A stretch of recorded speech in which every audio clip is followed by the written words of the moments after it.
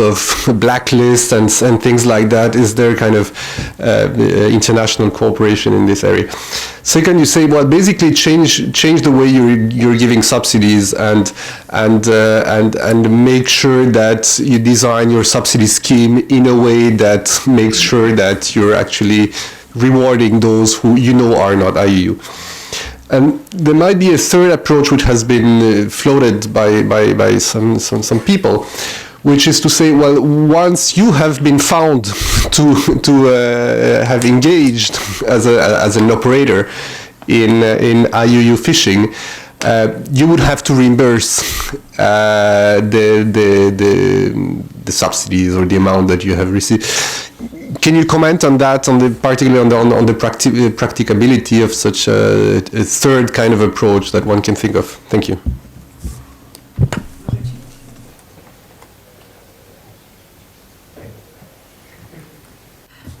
There's loads here. Yeah, let me take this slowly. How would you know that your vessels have engaged in IUU fishing? There are two ways, mainly, where you have, well, yeah, a number of ways. First of all, as a flag state, you have the responsibility to monitor, control, and survey the activities of each of your fishing vessels, either through the technology or through self-reporting or through inspections, etc. So the flag state itself can detect that at first hand. There are also reports from port states or from coastal states, so port states that have accepted your flagged vessel entering its port, and it has been detected to have engaged in IUU fishing, then that information is going to come back to you. As you saw, the Port State Measures Agreement requires, in fact, the port state to report to the flag state about the report that has the inspection report, whether it is good or bad.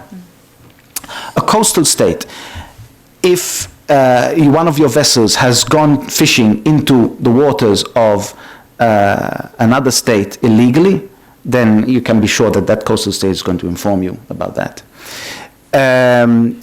The regional fishery management organizations, and this also answers to one of the questions raised, most of them have these blacklists to IUU fishing lists. So you have a list of vessels there.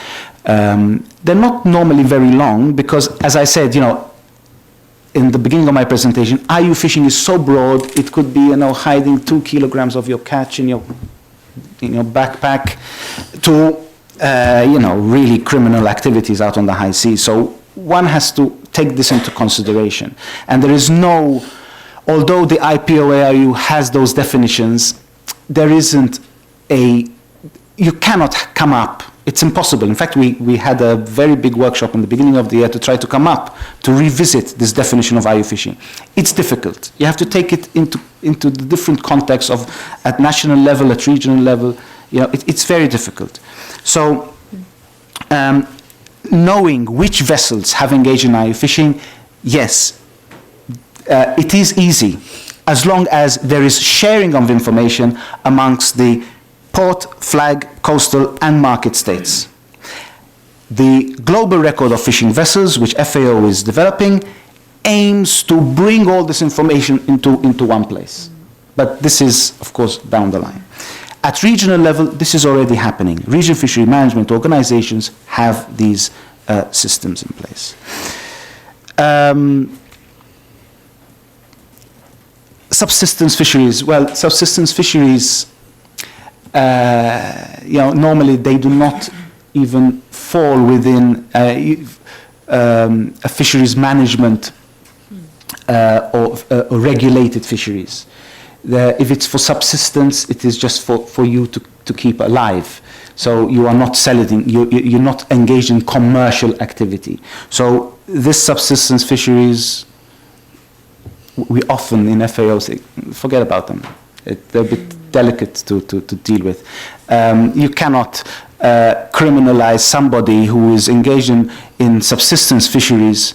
It's not me going out to fish for a bluefin tuna and taking it home to barbecue. That is not subsistence fisheries. I mean, you have to have a license even for sport fishing for bluefin tuna in the Mediterranean nowadays, for example. But if it's for subsistence fisheries, then this is a category of its own. This competition, in fact, one of the things I said was avoid providing subsidies where you can create unfair competition. Because if you create unfair competition, this company is at an advantage over the other one, then the one who's at a disadvantage is going to try to find ways how to engage in illegal activities. And that is bad. Not only is it creating something unfair, but it is making the one who is being treated badly to start engaging in criminal activities. Yes, as I said from the start, it is very easy to say, the decision is obvious, and I hope that every government in the world acts so, to stop giving subsidies to vessels which have engaged in IUU fishing. What is important is that we do not provide subsidies that would encourage. It is like having a young son. I've got a teenager. Okay, you've got to give him some money to go when he goes out to the film, to buy popcorn and a drink or whatever. But if you give that child, 100 euros in his pocket every week, you're asking for trouble, because they're going to end up doing other things with that money. So it's the same with fisheries subsidies. You've got to make sure that by giving subsidies, you're not encouraging them to do other things. So again, it's like you have to, it has to be. This is why I said in my slide, controlled and regulated. You need to make sure that you know how those subsidies are being spent, that it is regulated, that it is checked, and it is reviewed. So just banning subsidies, I don't think that is responsible. Just providing subsidies blindly is also irresponsible. You need to have schemes in place, and these are just some examples that I have put up on the screen. The thing is about the reimbursement of the subsidies. Well, yes, I mean, it is a deterrent. So not only are you going to stop getting benefits, but you are going to have to give back. Well, this is up to the discretion of the governments that are providing the subsidies. It is also something else that it is, I think, something positive, not something negative. Again, it depends on the severity of the issue. If you haven't filled your logbook properly for the last month, it's one thing. But if you have, after I've upgraded your vessels, provided you with all these subsidies, you're making use of the facilities that your government has provided, and then you've gone off fishing in waters of a third country and being caught there fishing illegally, then that's another thing. So what's important is that things are clear on the regulator side and on the industry side. Okay, I think we have time for two more questions. We have actually now four. The lady in the back, yourself, yes.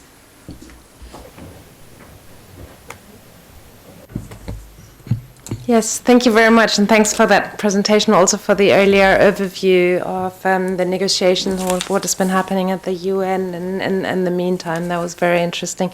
My name is Anja von Moltke. I'm from UNEP. I was particularly interested, and you've partially addressed this in your response right now, but I was particularly interested in your two suggestions on subsidizing declared and legitimate landings and subsidizing port and market facilities for landing and sales. And I understand that you're referring to those well, basically to providing positive incentives for legal and reported fishing. Now, just to draw the link to, I think, what we're going to discuss in the next session, I'd be interested to see how you see that relates to the question of capacity and overcapacity, and whether this is not then creating links to overfishing, because I think it's of utmost importance that we don't underestimate the link between the two issues of IUU fishing and overcapacity and overfishing. And what I've seen from some of the discussions, they are starting to be treated in a slightly separate manner. So just to say, I think it's very important to continue looking at the linkages here. Thank you. Yes, the gentleman in the back.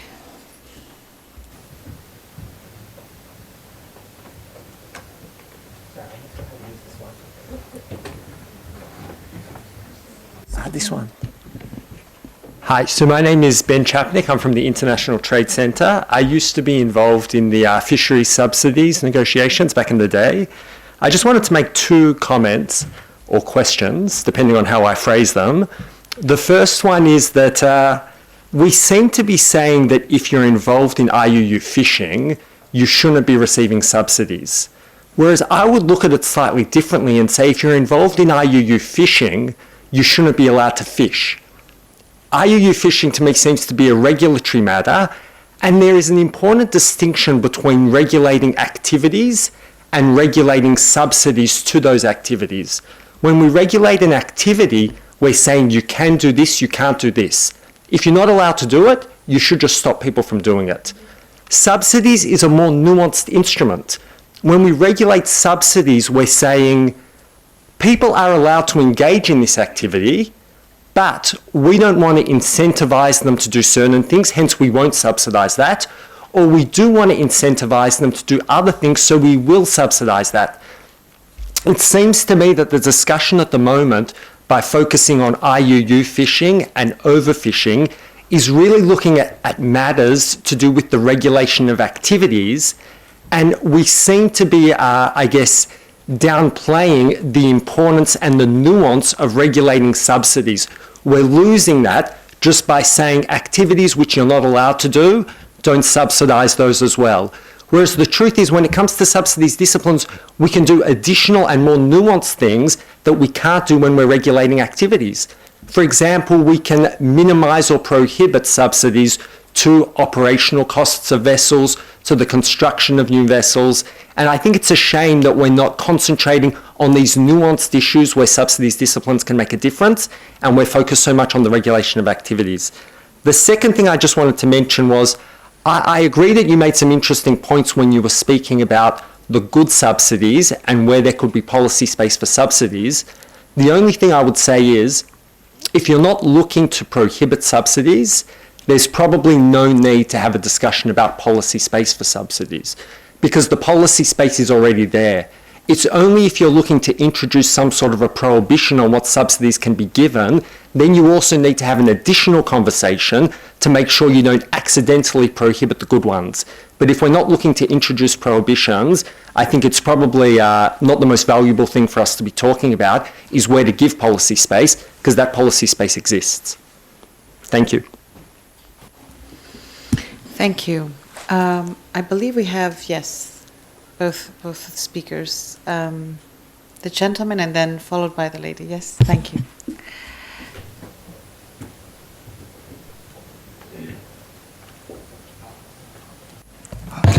Okay.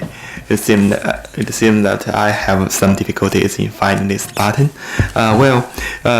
Thank you for giving me this opportunity. I'm from the Chinese mission to the WTO. I think we all believe that IUU fishing is a bad activity, and no subsidies should be given to such fishing activities.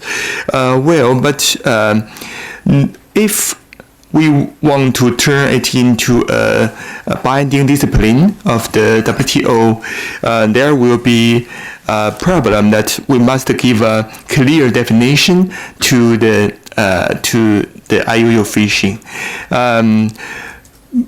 For we see in the IPOA IUU, we have a definition that illegal fishing refers to activities conducted by national or foreign vessels in waters under the jurisdiction of a state without the permission of that state or in contravention of its laws and regulations.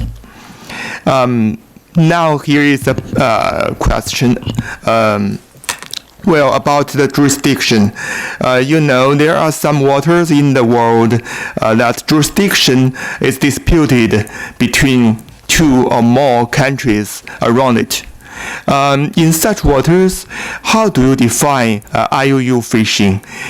Because maybe a fishing boat is permitted to fish at this water from one country in the disputes, but another one could think this fishing activity is illegal according to its domestic laws or regulations. So how do you think we should handle this situation? Thank you. Thank you. Please. Thank you for the interesting presentation. My name is Eugenia Nunez from the UNCTAD Secretariat. I just have somewhat of a moral question. It's related to previous speakers, but when we look at subsidies as a reward, which you're saying in your presentation, if I'm understanding correctly, and if I look at the slide that you have there, you say subsidies proportionate to declared and legitimate landings, so positive incentives. Yes, I agree with the principle, but in simple terms, and when I say it's a moral question, could we equate that to me bringing my car, parking it, paying for the parking spot, and then getting money back as a subsidy for actually complying? I mean, that's why I say it's a moral question. Do we need to give subsidies for those people that behave, quote unquote? Thank you very much. Matthew, 3 questions. Oh, you have one more question, and I think that's about it because we're over time. And we have to break. So, the gentleman there.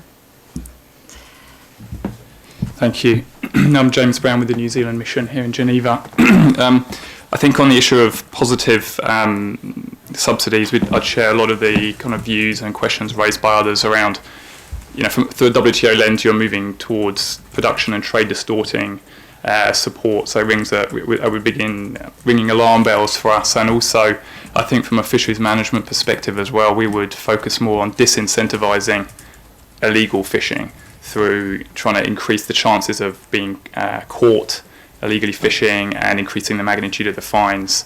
So we'd certainly agree with the kind of the approach of incentives and disincentives, but we'd focus more on disincentivizing illegal IUU fishing. But to get back to the question I had, firstly, I mean, the ITC speaker questioner, I think he highlighted quite nicely almost the absurdity of the discussion that we're having today, in a sense about, why are we talking about regulating or prohibiting subsidies to an illegitimate activity?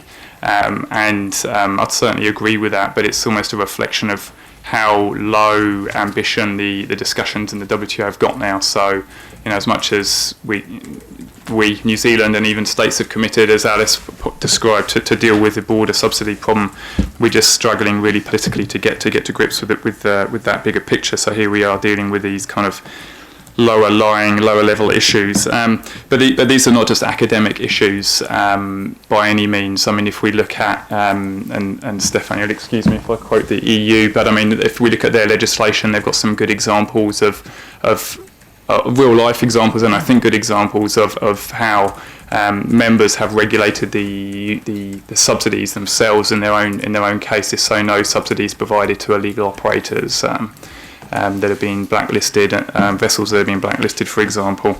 And there are documented examples of states providing subsidies to illegal activities as well. So I think there's a real issue to be dealt with here, and WTO can make a contribution to that.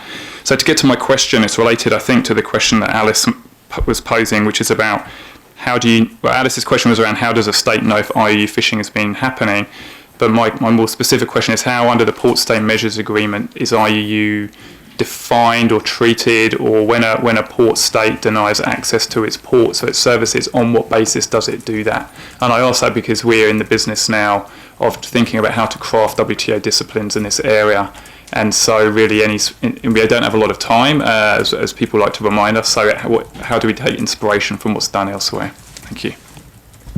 Great, Matthew. Thank you. Thank you for the question. Okay, I'll try to address these quickly.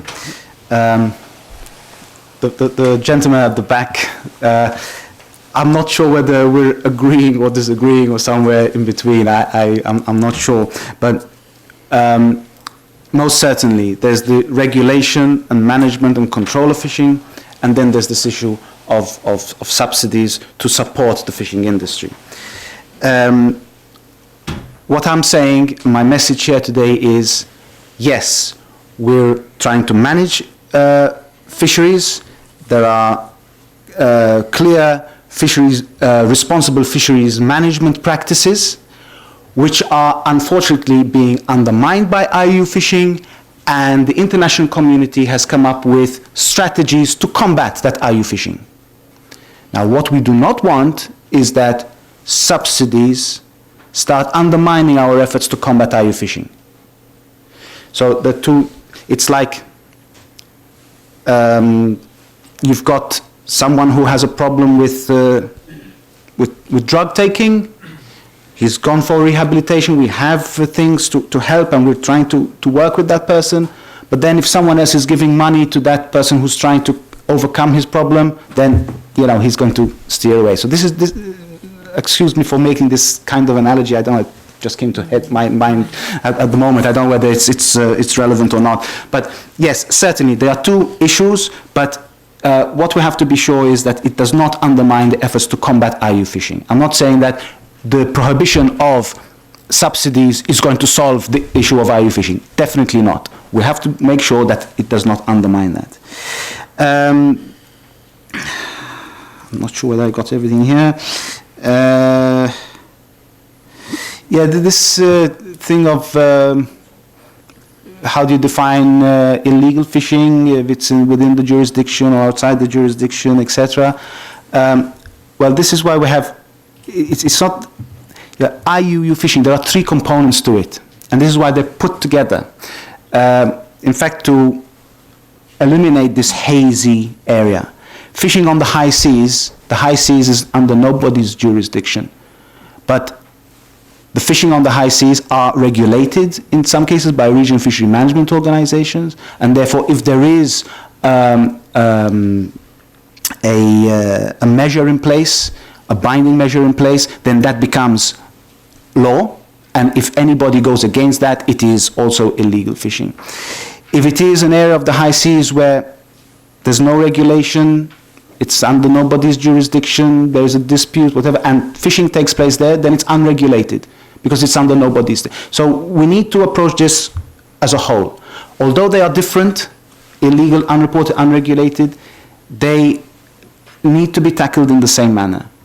Because all three of them, as we saw in my confusing slide maybe, on the fisheries management process, they all undermine that sustainable fisheries. The issue of the reward about the paying for your parking and then getting reimbursed.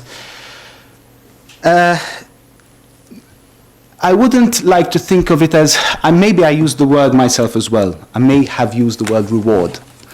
But it's not, it is, in fact, you are right. It's an obligation for you to follow the rules. The fact that you follow the rules is nothing special. But what we're saying is that use the measure of compliance as a measure to how much subsidy you get. Or else, you're meant to comply, you are receiving subsidies, but you need to be able to measure that amount of compliance. As soon as that compliance is found to fall, then you must be affected somehow. So you do not, there are two separate things, but there has to be a cause and effect. issue. I'm not sure if I've explained myself properly. It's not a reward. You don't get it because you comply, but if you do not comply, it's the other way around. If you do not comply, then you lose out. And the measure of compliance needs to be defined in legislation. I have a particular example. In my country, we had, before we joined the European Union, just in case I'm told off by the EU here, the fishermen used to be subsidized on their fuel. They used to get tax-free fuel. But this was linked to the amount of catches they declare. Now, and they had a threshold. So a certain class of fishing vessels, say up to 10 meters, had to declare a minimum of, 1 ton per year, for example. If it did not, then it had to have good justifications to say why it did not land so much. And then if it did comply with that minimum threshold, then it would continue to receive that subsidized fuel. You see? So it's a measure. Finally, the issue of the Port State Measures Agreement. It is up to the port state to determine whether it wants to allow the vessel to come into its port or not. The Port State Measures Agreement leaves it open. It does not say if it does this or this, then you should not allow it to come in. It can refuse all foreign vessels entering its port. It does not need to, it's up to its own jurisdiction to decide whether it wants to allow that vessel into its port. Of course, if it is allowing a vessel that has engaged in IUU fishing to enter into its port and to land its products knowing that it has engaged in IUU fishing, then that's an issue of course, irresponsibility and corruption. Maybe there are there are some countries around the world which are interested in allowing the illegal vessels to come into its ports. So, the Port State Measures Agreement just provides the general standard framework. Then it is up to the country to decide on what grounds and what determines the justification for refusing entry into the ports or the use of its ports. I'm not sure whether I've covered everything. I think so, maybe. Yes, thank you. Thank you. I think there was a comment around linking overfishing yes, with IUU. Yes. I've got it here. Very quickly on that. Yes, I mentioned in one of my slides here that you have to avoid providing subsidies for overcapacity. And you can provide subsidies for the development of your fisheries as long as it is commensurate with the availability of resources. It is irresponsible, and there are cases that I have also seen at first hand, of countries constructing within 1 year 1,000 fishing vessels of 100 gross tonnage in an area where there is no fisheries resources. Now, you construct those and you're doing two wrong things. One, you are going to really lead you're going to make the situation with the stocks even worse, because not only are you going to go into overfishing, but it's going to be a total collapse. And secondly, it's a disservice to your people, because you are going to get them engaged in an industry where they are bound to lose money.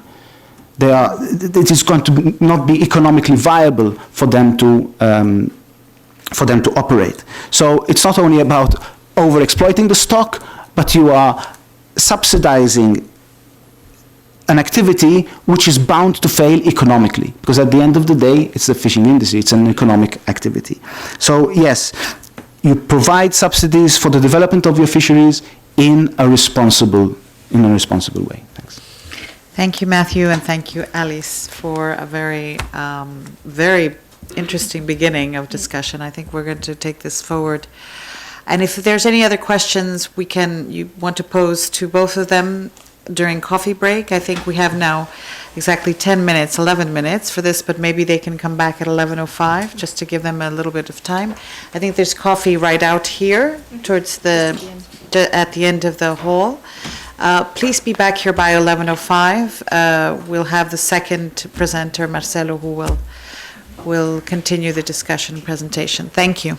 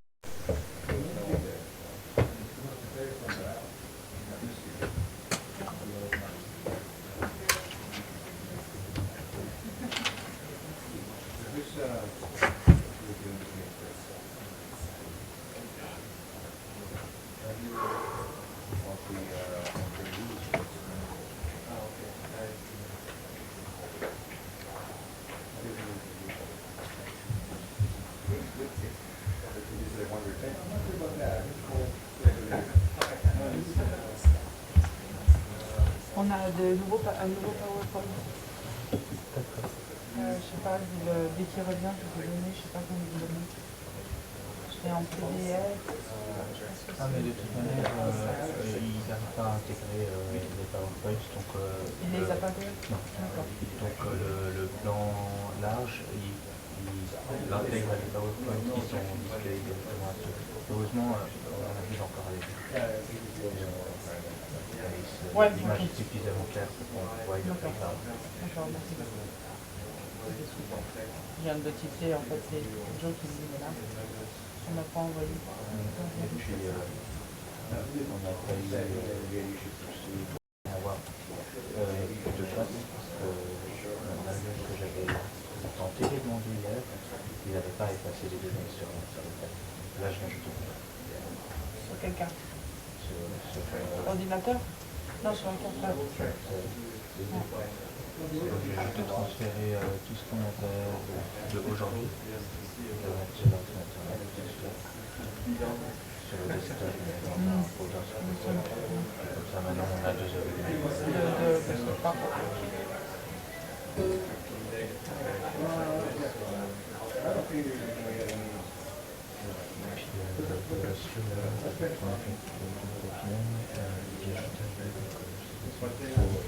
Oui, on a enregistré, j'ai pas les cas. Bonne question.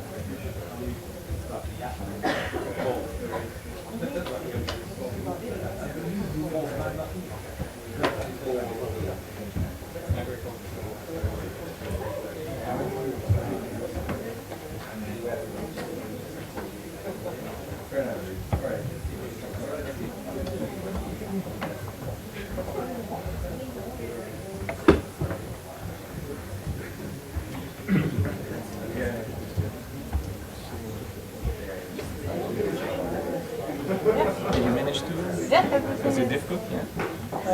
No, it takes time. It's not difficult. Thank you So very much. everything, and you have your animation and everything. So you just have to click. Click and Yeah, so you're the next one. thanks a lot. You're more than welcome. There you go. Very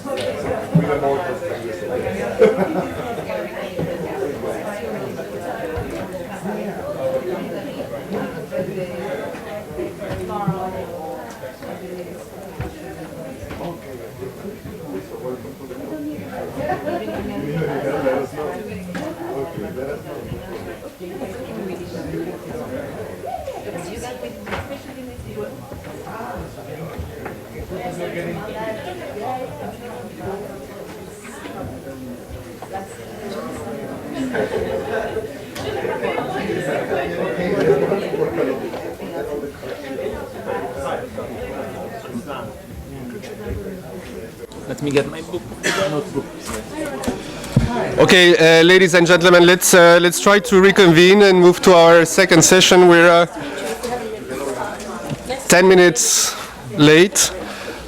We have a very substantive agenda in front of us for the last 2 hours. So I'll move immediately to the next presenter. We're now talking about fisheries parameters for subsidies disciplines, focusing on overfished stocks and destructive fishing practices. So these are the other types of prohibitions that have been suggested in some of the proposals that have been put on the table this year. One dealing with subsidies that negatively affect stocks that are in unequivocally overfished conditions. What does it mean? How do we measure that? How do we define that? And the second one deals with fisheries that supports destructive fishing practices.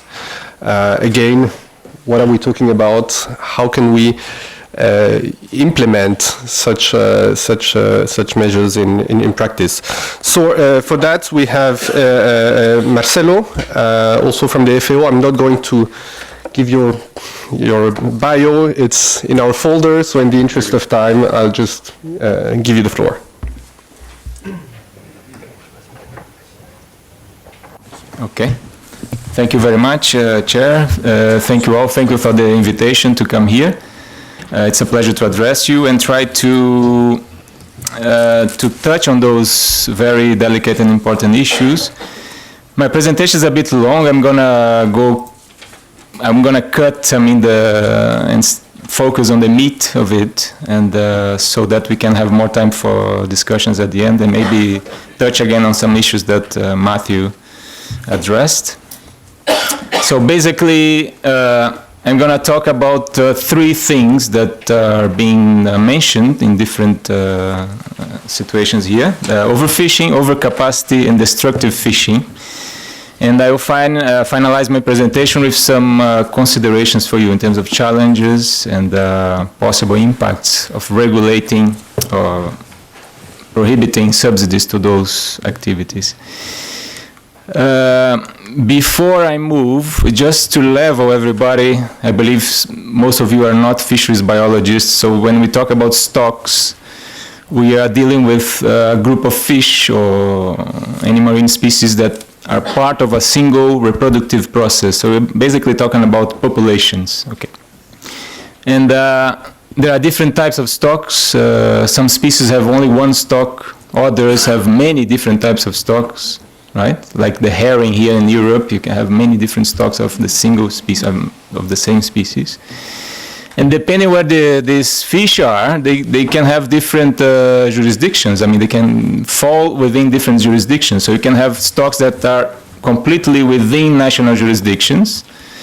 By the way, these are the majority of the fisheries production nowadays. If you think globally in terms of production, what enters in trade, most of the stocks are within national jurisdictions.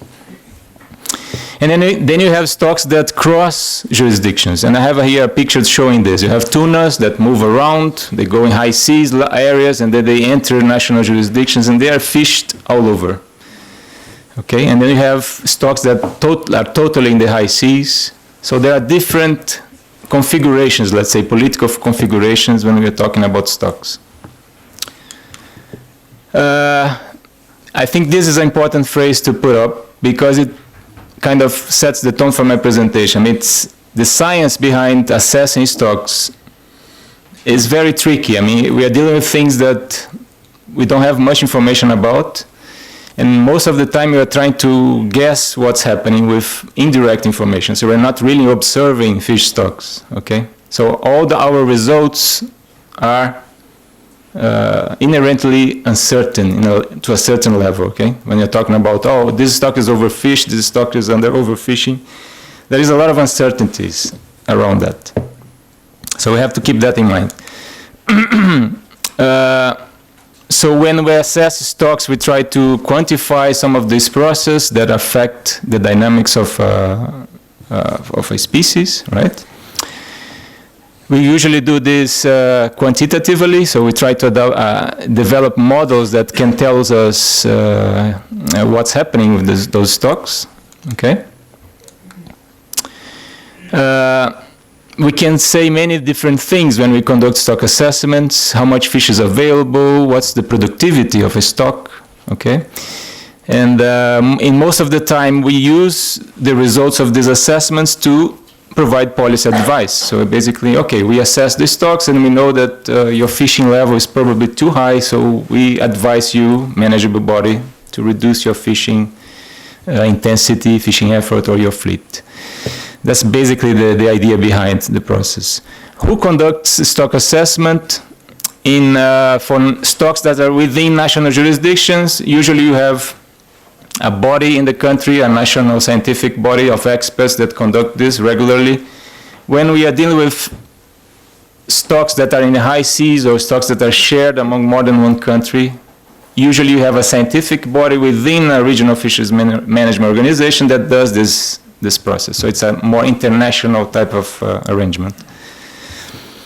We use different types of data to conduct stock assessment, from the catch to the gears, socioeconomic data, scientific surveys when you have available, and we do our best to estimate what's going on. This is a scheme similar to what Matthew showed before. It basically shows you where we fit in the general scheme of a fisheries management. So we have a fishing activity, we collect the data, like Matthew reminded us that this is a very important loop in the process of collecting data and to see what's going on with your fishery. Based on this data, we assess the state of stock.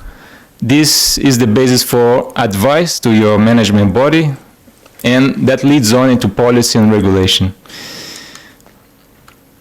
Okay, uncertainty, again, I mentioned before I started the talk with this, there are many causes of uncertainties: insufficient data, insufficient sampling. Sometimes we have only recent data about the stock. We don't know what's happening in the last 20, 30 years. So we are really short-sighted in the sense of, we don't know if the stock is already overexploited or if it's naturally like this. Limited research, misreporting, of course, one of the components of IUU. Matthew, I think, mentioned that before, that it weakens our capacity to assess the stocks. And of course, we are dealing with an environment that is dynamic, it's constantly changing, and anything that I assess today, maybe in 10 years' time, my assumptions will change because the environment has changed. So climate change, for instance, is an effect that obviously affect our capacity to predict what's going to happen in the future. In terms, coming down now to the definitions, in terms of standards for sustainability of fish stocks, basically two messages to keep in mind here. Sustainability means different things, okay? It depends on the objectives of your fisheries management, but usually you have a combination of things. You have a biological sustainability, which means maintaining stocks within safe biological levels. This safe, we're going to see it in a minute. And then you have a socio-economic objective behind. So you want to maximize your economic and social benefits from that resource. So usually in any fisheries management scheme or plan, you're going to see those two components there, okay?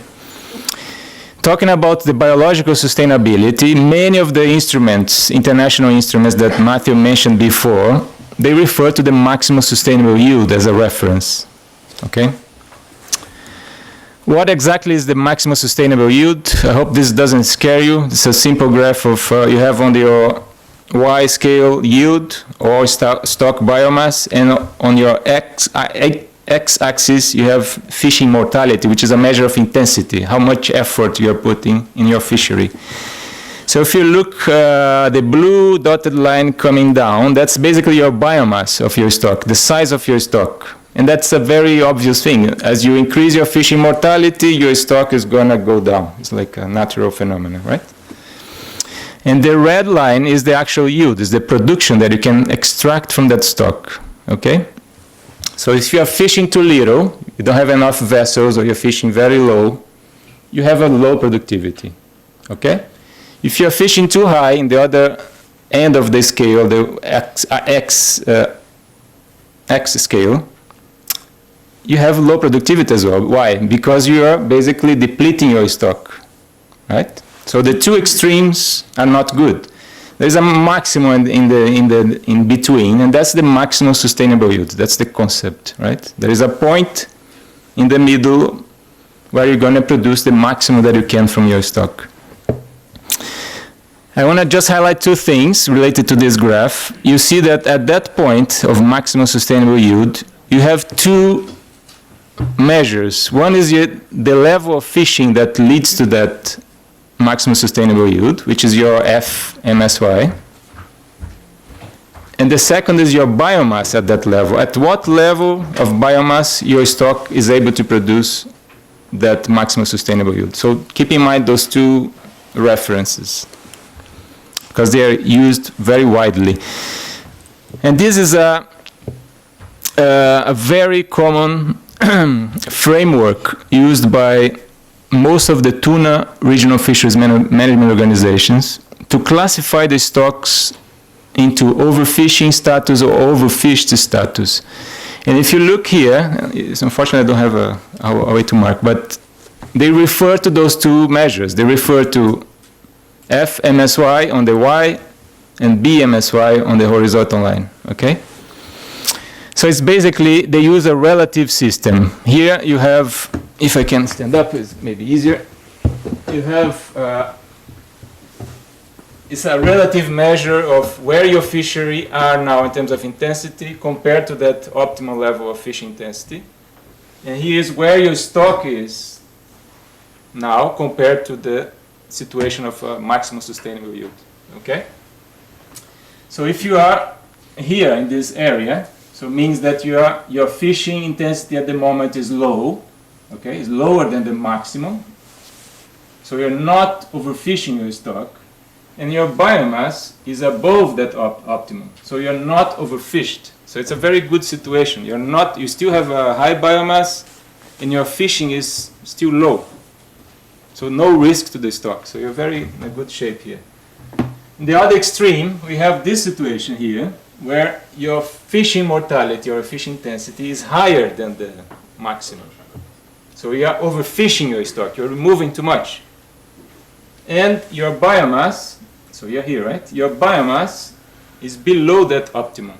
So your stock is overfished as well. So it means it's below that optimal level of biomass. So this is the area that you should avoid with high probability. This is the worst case scenario in terms of you're fishing too hard, you're removing too hard, and your stock is below a considered optimal level, okay? So this is a reference system that these tuna RFMOs use to classify most of the tuna stocks in the world. So you're gonna see the reports of ICAT, IOTC, you're gonna see those words there. This stock is overfished, but there is not overfishing going on. What does it mean? It means that it was overfishing in the past, so it was moved to this area. So the biomass is now low, but there is no overfishing going on. So the F is low. That means that with time, this stock is going to move to a better situation. I'll give you one example of a stock in this situation now is the bluefin tuna in the Atlantic, Eastern Atlantic and Mediterranean. So it was heavily overfished. Since 2006, they put up a plan for recovery. Fishing intensity was decreased, and now the stock is increasing biomass again. So it's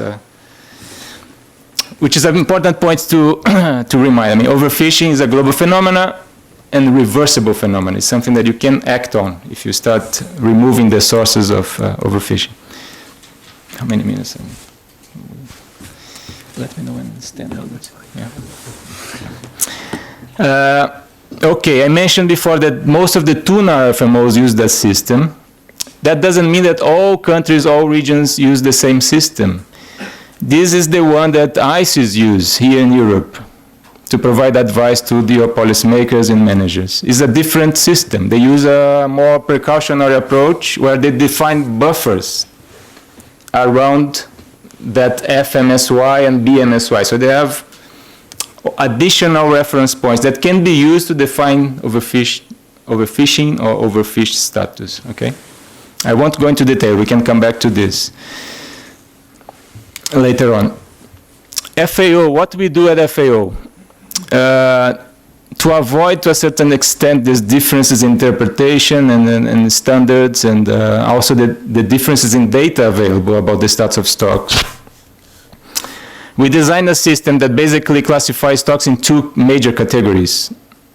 One is that if the stock is within biological sustainable levels, okay?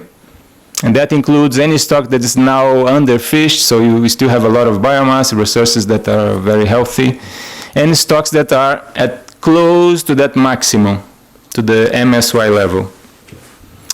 And then I have a second category that says stocks at biologically unsustainable levels. So it's anything else in the sense of stocks that are overfished or are depleted, have collapsed and now are recovering. All of those are lumped together in this category, okay?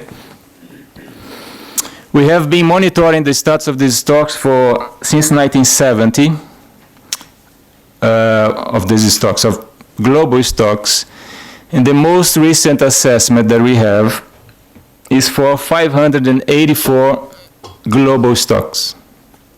That accounts for more or less 70% of the total fisheries production in the world, okay?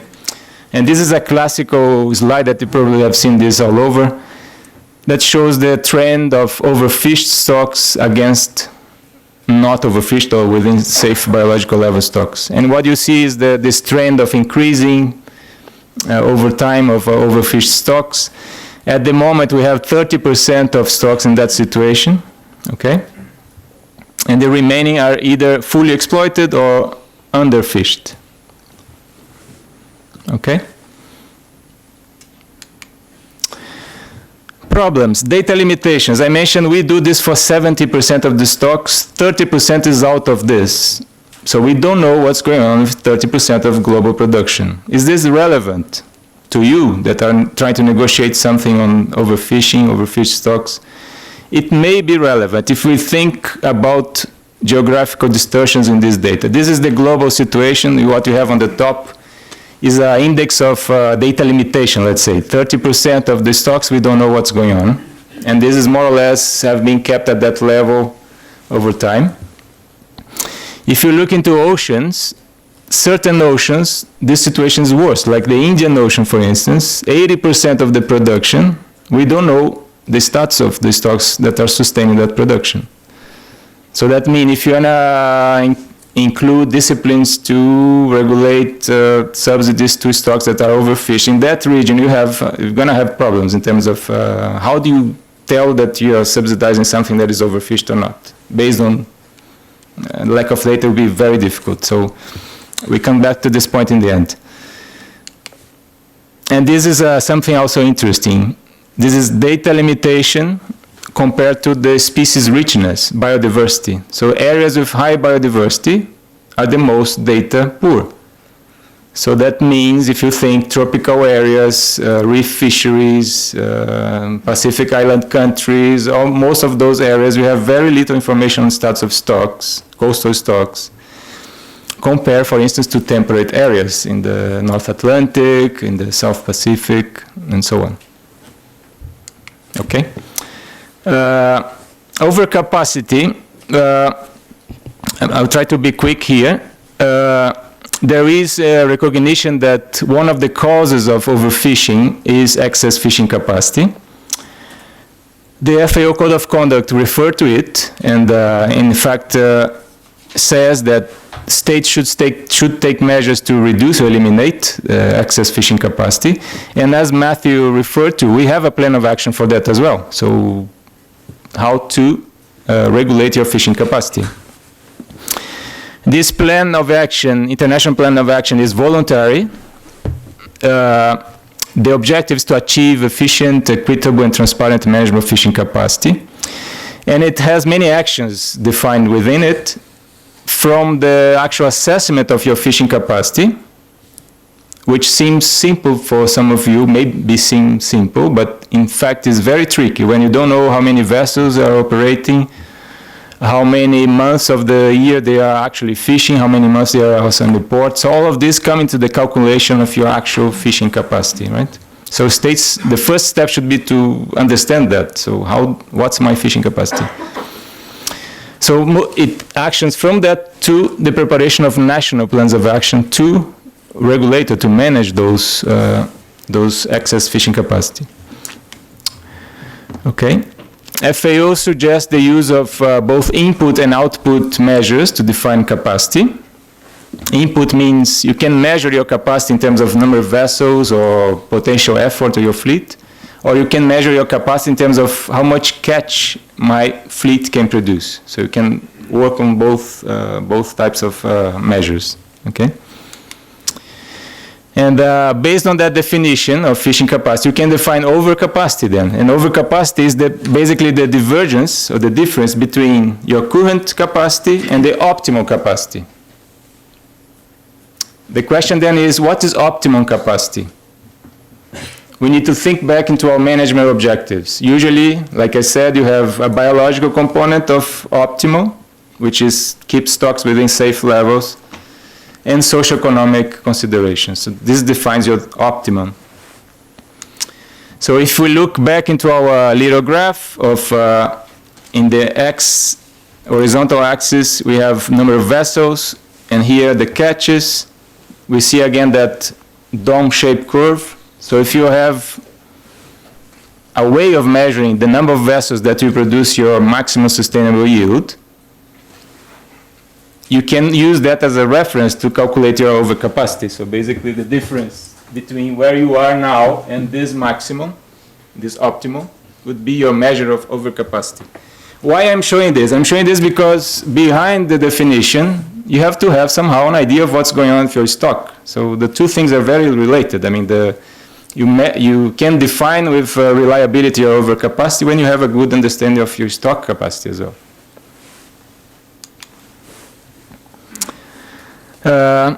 Some important considerations considering this. Again, it's the target capacity or your optimum is related to your objectives of the management, as I mentioned before. You need good stock assessment or socioeconomic data to work on a very effective, let's say, management plan for fishing capacity. You have situation where vessels exploit more than one resource or one fishery, so you have like multiple licenses, vessels with multiple licenses that are fishing this stock, and that stock. That creates a bit of complexity on how you can actually define those terms. It's not impossible, but it creates complexities. And all of these should be part of the national plans of actions. Okay. My final considerations concerning destructive fishing. And that's the thing, that's true. I mean, practically all types of fisheries cause, to a certain extent, some impacts on the ecosystem. Okay? So they can be labeled destructive overall, if you think, in terms of, okay, if you put a net on the water or a hand line or trawling, somehow I'm going to affect other things in the ecosystem. But usually we classify the impacts of fishing into when you catch things that you're not supposed to. So you're basically, I'm targeting tunas, but I'm catching also turtles. So this is one type of impact. And the other is the impact on the habitat. So when I throw my net and I end up trawling also heads of corals, so I'm causing an impact on the habitat that will lead to impacts in the ecosystem. Very quickly about it, bycatch, not everything that you catch as a bycatch or things that you're not meant to are bad. Sometimes you're catching as bycatch commercial species as well, so you can actually have an extra economic gain on that. But a part of your bycatch is not, let's say that is not commercial or it's below legal size or something like this, so this part is usually discarded. So discard is a really big problem in the sense of many different things. Waste, you're actually killing things that you're not using. It's a major problem globally. According to our estimates, we are discarding in recent years about 7 million tons of fish, and this is more or less 80% of the total global production. Okay. And then we have categories of fishing that cause more bycatch and discards than others. And then just to give two examples, shrimp trawlers are the ones that usually are associated with high bycatch and discard rates compared, for instance, to a hand line or line fishing, which is very specific. But the problem of bycatches are these ones. I mean, the most, let's say, hot topic in terms of impacts of fishing on bycatch is on these vulnerable species. These are the ones that are in the international agenda. And there are, in terms of guidelines, there are different, again, voluntary instruments out there. So countries can be prepared to deal with a bycatch. I won't go into detail, but the IPOAs are examples, like of sharks and seabirds. In terms of habitat impacts, as I mentioned, many different gears cause impacts. The most commonly found in the literature and the media is trawling, of course, because when you trawl, you actually destroy some bottom structures, and this can create some habitat impacts. But there are others, like dynamite, poison. In some areas, the poison is used to catch some fishes and so on. So there are many different problems there. In terms of agreements to regulate the impacts of fishing on the habitat, there are very few binding agreements, actually. This is the one that perhaps everybody knows about, the pelagic drift nets ban, which was established by the UNGA in 1991.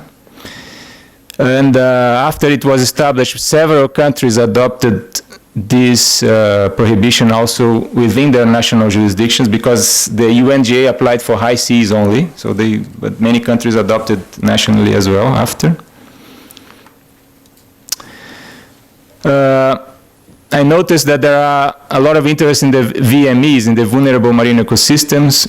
There are no actually binding instruments that says, okay, you cannot fish on the on certain areas on the high seas. I mean, there are guidance, international guidance, is the UNGA resolution 2006.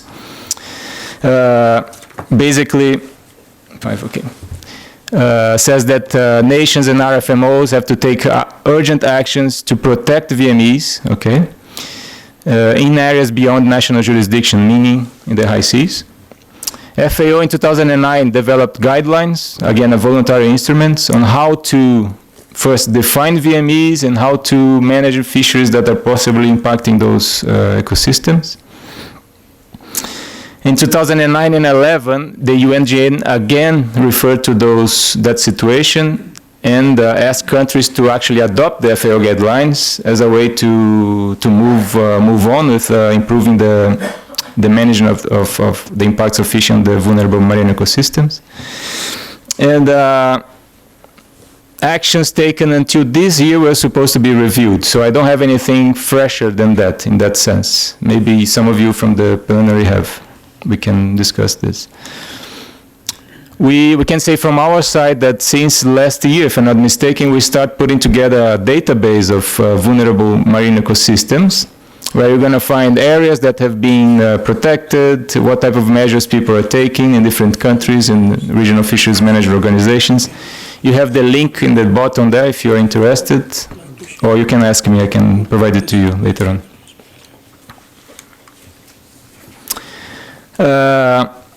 Regarding destructive fishing, I think my message is there is a wide variety of norms. Although there is very few binding instruments internationally, there is a wide range of norms nationally and also in regional fisheries management organizations concerning gears that are not allowed to be used. Okay? So any disciplines regarding these would have to be based on those not necessarily harmonized definitions of what is destructive or not. So it depends a lot of the country and the region that you're dealing with. There is a lot there. Okay. Okay, final slides. I'm not going to provide the answers like my colleague did. I'm just going to throw some thinkings that I had. I mean, and then we can maybe discuss some opportunities to overcome those challenges during the questions. First one that I see is the problem of definitions. As I mentioned before, different regions and scientific bodies use different reference points when they talk about what is overfishing, what is overfished, okay? And I didn't touch the national situation. I only touched the regional situation. So if you look down at the national levels, you're going to find even more diversity of what is considered bad and good, let's say, to be blunt. The same thing is valid for destructive fishing. There is a wide variety of things, and some countries are more restrictive than others, okay? So then comes the question, what do you do? I mean, do you want to create disciplines for that? Should we go down to the level of naming what is destructive fishing, or we should refer to the national and relevant legislations that are actually controlling it? That's a question. And is there a role for third-party certification of what is overfishing, overfished, destructive fishing? I mean, should there be a body independent that evaluates what is being discussed and say, okay, yeah, this is according to the best available knowledge, this is this and this is that. So, and I referred here to eco-labeling schemes. Basically, some of the eco-labeling schemes now in place for fishing trade, they use their own independent body of information to say that, okay, this fish that is entering trade is from sustainable sources. You can challenge that, but they have their own system of certification. FAO and CITES have, for many years, debated on the issue of criteria for listing species on the annexes of CITES. There was a lot of divergence on criteria. Some diversions still exist, but I think we moved along very well. We have now agreed on a set of mechanisms of providing independent advice to the CITES parties on the status of species. And we have criteria, objective criteria. So FAO and CITES kind of collaborate on that. So as an example of a system that could perhaps work in the future if you think in terms of creating disciplines for this. Okay. The problem of limited data and capacity, as I showed, this is the problem is definition. The other is your capacity to actually identify the problems, to say, okay, this stock is overfished, I have destructive fishing. There is a lot of situations that you're going to find that people don't have the basic data and capacity to do that.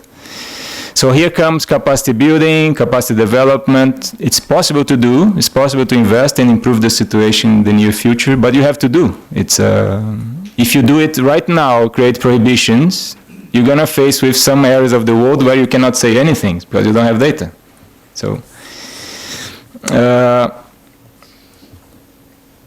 the consequences is, of course, the risk of penalizing countries that are in overfished situation now, but have actually moved on and put recovery plans in place, but the stocks are still low. They are data rich. You're going to penalize those in favor of those that have no information and are actually now fishing without any type of information. And one final important point there, investment in research and development is key for improving data availability and enforcement capacity. So I don't know how the WTO sees, the discussion sees this type of investment, if this is considered subsidies or not, but this is key. I mean, if you want to move and improve the situation, this should not, I think, be considered a type of subsidy that will, or negative incentive. It should be seen as a positive incentive to change the situation. The third, I have just 2 more slides. Capacity to absorb the socioeconomic impacts. That's very tricky. How are you going to address the socioeconomic impacts of removing or phasing out subsidies? If you remove everything now, I can tell you for sure you're going to break at least half of the fisheries around the world. I mean, it's kind of, and I'll give one simple example, which is the oil fuel subsidies, which is very widely used across the globe. This is an example from the Mediterranean, very close to us. One of the largest fleets that we have is from Egypt. Trawling fisheries, and they have a situation in Egypt that the fuels are very subsidized, highly subsidized, so the fuel price now is like 18 cents of dollar a liter. And the blue bars there shows the annual salary of fishers in the current situation. If you remove those subsidies and bring it down to the more or less what Italy has in terms of price per liter, $0.84 a liter. I don't know if Matthew can correct me if I'm wrong.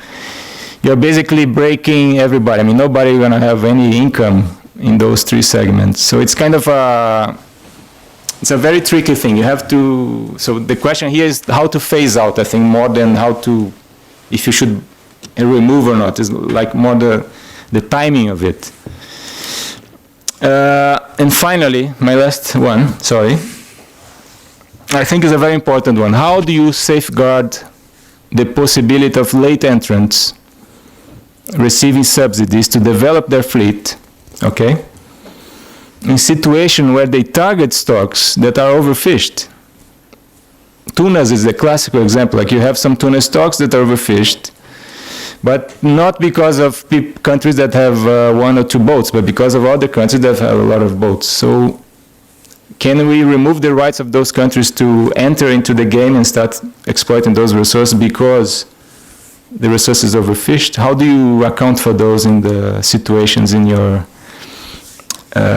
disciplines? And I think the answer is a good regional management plan for fishing capacity. If you have that behind, you can easily accommodate those situations. So there is a precondition, let's say, to establish those instruments and disciplines. I'll stop here. Sorry again to rush, and I'm open for questions if you have any. Well, thanks for highlighting a number of important issues and also challenges. Let me just open the floor for any comments or reactions.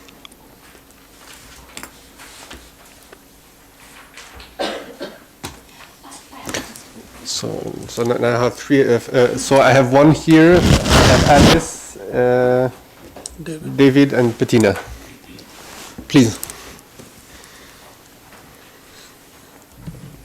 Thank you very much for a very comprehensive presentation. If only you could clarify one thing. You mentioned that that there is information on around 70% of international fish stocks. Mm-hmm. Could you clarify, is this information of FAO? And if it is, then how was it collected? Did you pick it up from the national authorities, or did you collect it by the organization itself? Thank you. Thanks. Alice? Thanks very much, and thanks, Marcelo, for what was, I think, a really interesting primer into what this concept of stock assessment and overfish stocks really means. Mm-hmm. And then I was really interested to hear a lot about kind of the challenges that we face in assessing global stocks. Mm-hmm. And I think it's important to be clear and objective about what we know and what we don't know. Mm-hmm. But in terms of linking it back to the discussions that are going on in the WTO, I mean, it seems from the proposals that we have on the table that delegations are interested in disciplining subsidies that negatively affect some of these overfished stocks. So I'm wondering, can you tell us more about the kinds of technical support that's available to help countries improve their own knowledge of what their fish stocks look like? Essentially, sort of, how can we move from where we are now to a position where, you know, where countries feel comfortable understanding the nature of their stocks? Thanks. David. Yes, thank you. Very good presentation. I enjoyed all of them, but this was particularly interesting due to the scientific elements. When we're talking about subsidies on fisheries and we're talking about WTO law, each time you try to set prohibitions or exceptions, like the system is enforceable, each time you put a term, it becomes political. Mm-hmm. Meaning, if you're saying overfishing, what does it mean? So you need a definition. In lack of definition, you need a list. And who does the list? Again, FAO, regional management organizations, data, lack of data, so become unstable definition. You can go to list of species. You may go to certain activities that are damaging. But what I'm trying to say with all that is that if we're going to link in the future in WTO, as it has happened in the TPP, okay, a prohibition to overfishing, it will come back to FAO first than anybody else. Yeah. And it's time we start thinking of what that means in practical terms in a way that we can make it simple. I'll explain. For scientists, we can have a lot of data and analysis, but when you go to law, you need to have a clear elements of what falls in and out. It's a, let's put it this way, a less complex system of logic. Okay, in economics, in science, you can play more with variables. Here you will have to simplify the variables to a level that can be assessed. So what elements could be those? Perhaps it's not only to give you that little question to you, but perhaps to everybody as we move ahead. No? Bettina. Thank you very much. Actually, I think you should give my presentation because that's certainly one of the questions that I am going to be looking at when I look at how you can discipline this in the WTO. But I was so interested in your presentation, Marcello. It's very interesting to me because I'm a complete newcomer to this. And I just want to understand, similar to the question, the first question there, what is it about, for instance, the Indian Ocean fishing that is throwing up so little information or data? Is it to do with the capacity of the countries involved in the fishing industry in that particular ocean? And also, I want to understand what is ghost fishing. Okay. And then finally, I was struck by I understand what overfishing is, but I was really struck by the idea that a stock can be underfished. You know, it suggests that there's some sort of optimal level of fishing for every stock. So I just wanted to, if you could explain what underfishing is. Thank you so much.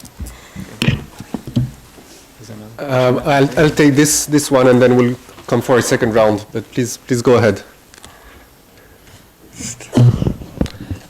Thank you very much. I'm Dr. Qureshi from the Permanent Mission of Pakistan to the WTO. I thank the panel plus Marcello for your excellent presentation, especially your charting of this overfishing and overfished, which reminded me of the prisoner's dilemma, whether it is cooperation and cooptation or competition that really fits into all those.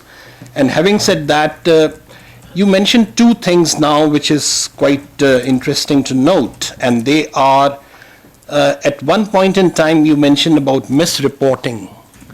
Now this misreporting again could be synonymous to the process, which means that limited capacity of those countries that do not have the potential to really come up with proper data and could be then punished as being misreported.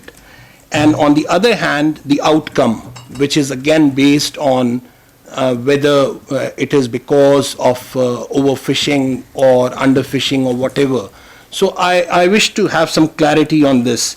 Then one more thing that I'm interested to note on with reference to your FAO and CITES on endangered species.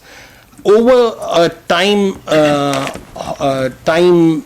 span, how much out of these 584 stocks that you've mentioned have been reported to be endangered species in, let's say, on a time scale of 20 years or 30 years or whatever, if possible, if you have that much of data? Thank you. Sorry, which stock do you mean? I mean the endangered species or whatever you have shared the data, FAO and the CITES. Do you have any? Okay. Okay, so we have here a first round of questions, which I think are useful. Maybe a small comment on this issue of the 30% stocks not being assessed. I think the way in which the different proposals that have been put on the table talk about this, they refer to a prohibition that would only apply in cases where a stock is in an unequivocally overfished condition. So that probably means by definition that we're restricting the scope of the disciplines to those stocks that are being assessed. It also seems to me from reading some of the proposals that we are limiting the scope of the prohibitions if you go back to your table with your 2 dimensions, to the really red line, which is being overfished and having overfishing and overfished. Yeah. So it seems to me that we're talking of a relatively a narrow set of prohibition, and I think that's why trying to understand how we can also, in a way, improve the data on the stocks would probably be something that would contribute to expand the scope of the disciplines over time. So if you could just maybe comment on those reflections.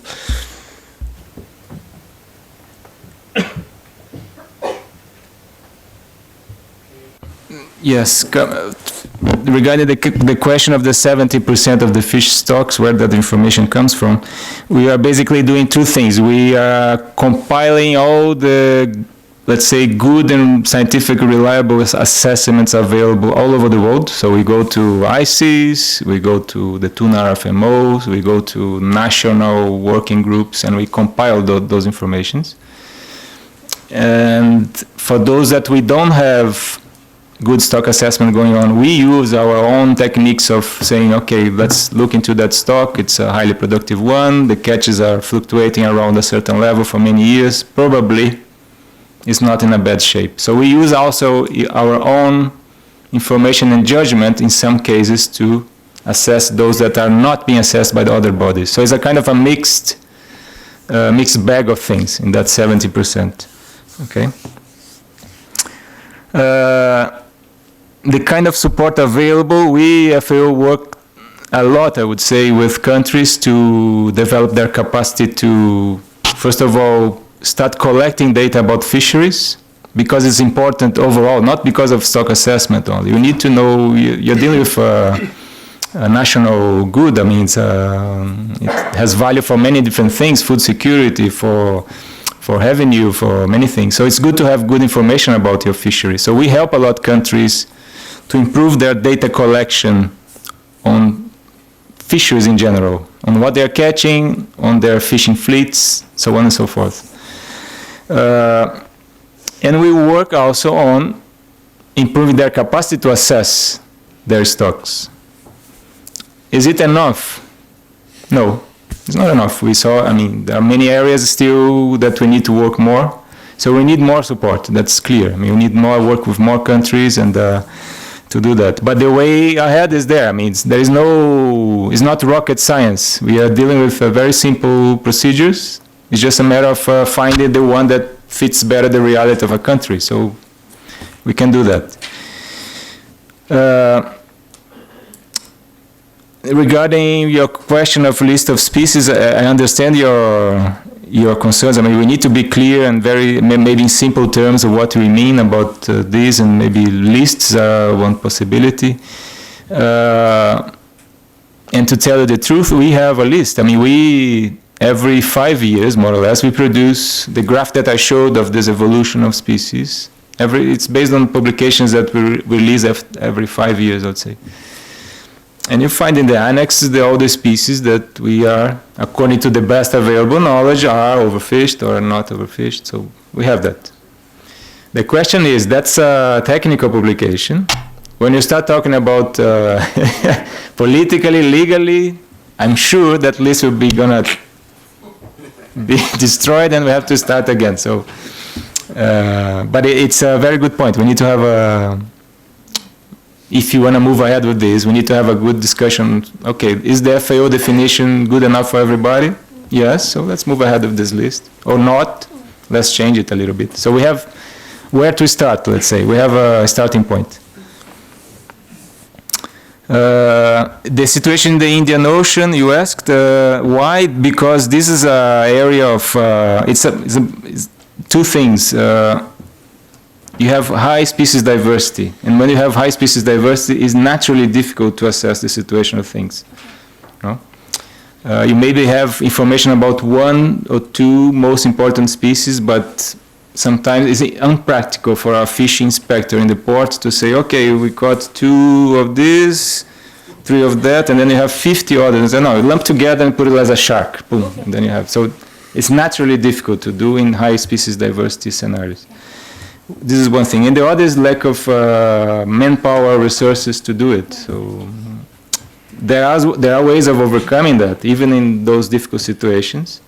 Like having fishers involved, engaged into the data collection themselves is a kind of something that have been proved that work in many different areas. In the Pacific Island countries, people have this like co-management schemes where the fishers themselves are part of the whole fishery management cycle, from collection of data to decision. So there are ways around it. You need to develop capacity for that. It's a possibility. Ghost fishing, sorry, I referred to it. It was an old slide. It's when I'll give an example. You put a net to fish, a gill net, one of those nets that fish will get entangled, and you lose that piece of net in the sea during the operation. That net continues fishing, even though you're not catching the fish. It's still on the sea catching fish. So that's called ghost fishing. We call it as a ghost fish. It's a problem that we somehow evaluate and monitor and try to regulate. Underfished means stocks that are being fished below their maximum capacity. That's what it means. So you could actually catch more of that stock, but you're now underfished. So you're fishing less than your potential. That's the idea. Yes, misreport. I think it relates to the question that I just answered. Misreporting sometimes is a problem of limited capacity to monitor what you have. So you end up either classify it in a wrong way or lumping your catch data together. And in fact, the problem of species identification is a major one. You couldn't believe. I mean, you go in areas that you think, okay, they have good capacity, and people cannot tell apart two species. I mean, it's kind of, yeah. So there is a lot of work to be done there in terms of species identification. FAO and CITES, we have a CITES colleague here, maybe he can give you numbers in terms of number of species currently listed. What we see is an increasing trend of species being proposed to be listed, especially sharks. This is every conference of the parties, there are new species of sharks coming up as being proposed to be listed. We evaluate, FAO Evaluate creates a panel of experts that evaluate if there is any scientific support or not for those proposals, and we pass that information to CITES. So the CITES parties have at least an independent evaluation to take into account when they list species. And you're right, regarding perhaps it's too narrow now, the discipline on the overfishing considerations. To give one simple example, I mean, this bluefin tuna that I just mentioned is a species that was overfished and is now under recovery. So we are now actually in the bottom part of that graph. It's pretty good. I mean, if you think we are in a global situation of, we're just talking about the bad things of overfishing, countries are not doing enough, and now you see a stock that is kind of emblematic being recovered. I mean, should they be considered the same as another region where people are doing nothing about overfish? So things should be taken into account. The efforts to manage should somehow be considered in those disciplines, I think. Thank you. Okay. Thanks. We need to move to the next session, but I just want to check if there is any kind of other urgent request for the floor. I see one. Is there anyone else? I see another one and a third one. And I'll close the list here before you get too excited. So, yes. Sorry for taking the floor again. Just a quick query on one of the figures that was mentioned, that 8% of the world destructive fishing I'm talking about. It was mentioned that 8% of the world fishing production, which was 8%, the destructive. Is this world fishing production or world fish catch? I just wanted to be clear on this count. Thank you. It's 8% of the global catches, are being discarded. So you catch. But not production.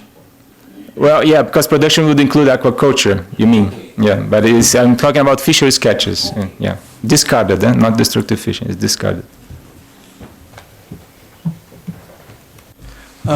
Thank you very much. Just also want to ask a follow-up question.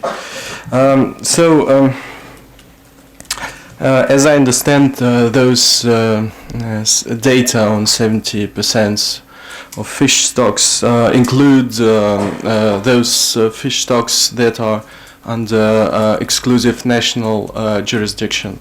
So does it mean that there is a well-developed methodology on assessment of fish stocks by international bodies or regional bodies of those fish stocks that are exclusively under national jurisdiction? Thank you. I'll just take the last one, and then you can answer both together. Please go ahead.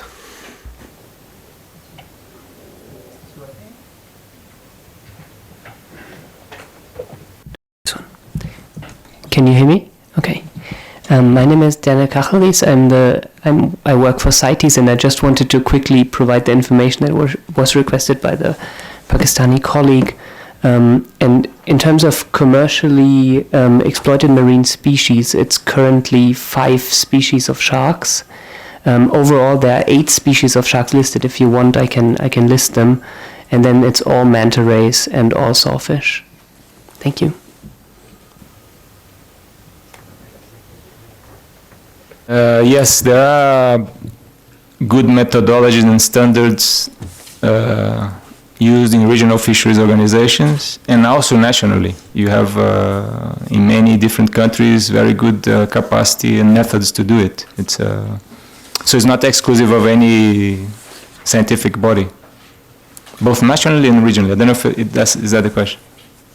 No, he's not. Sorry, if I may, just very quick, just very important. So, is it possible to actually assess a national fish stock without any engagement of competent national authority?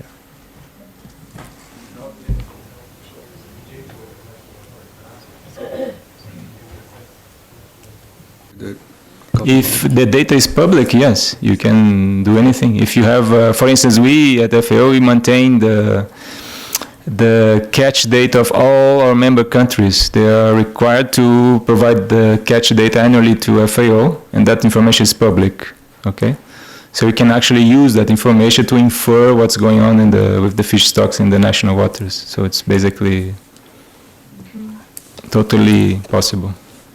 Of course, the country can challenge that using other information, other scientific information, saying, no, this is not true according to our best assessments.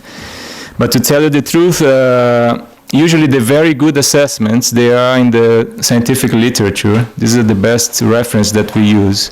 And the scientific literature, by definition, they are public access. So it's it's not difficult to find good information about the stats of stocks. If you search into the literature, and you use the public available data, let's say. Thanks. Let's move to the next session, which deals with a fairly related issue of transparency and notifications. Here we'll have 2 presentations, one by Roger Martini from the OECD and followed by Bettina Grappa from ACWL. So without any further introduction, let me immediately move to Roger.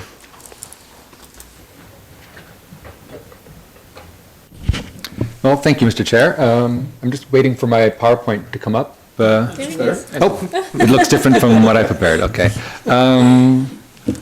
Well, the OECD has been in the business of measuring policy support for a very long time in fisheries. I think the first report on fisheries policies was released in the 60s, so before I was born, so I can't take any credit for it.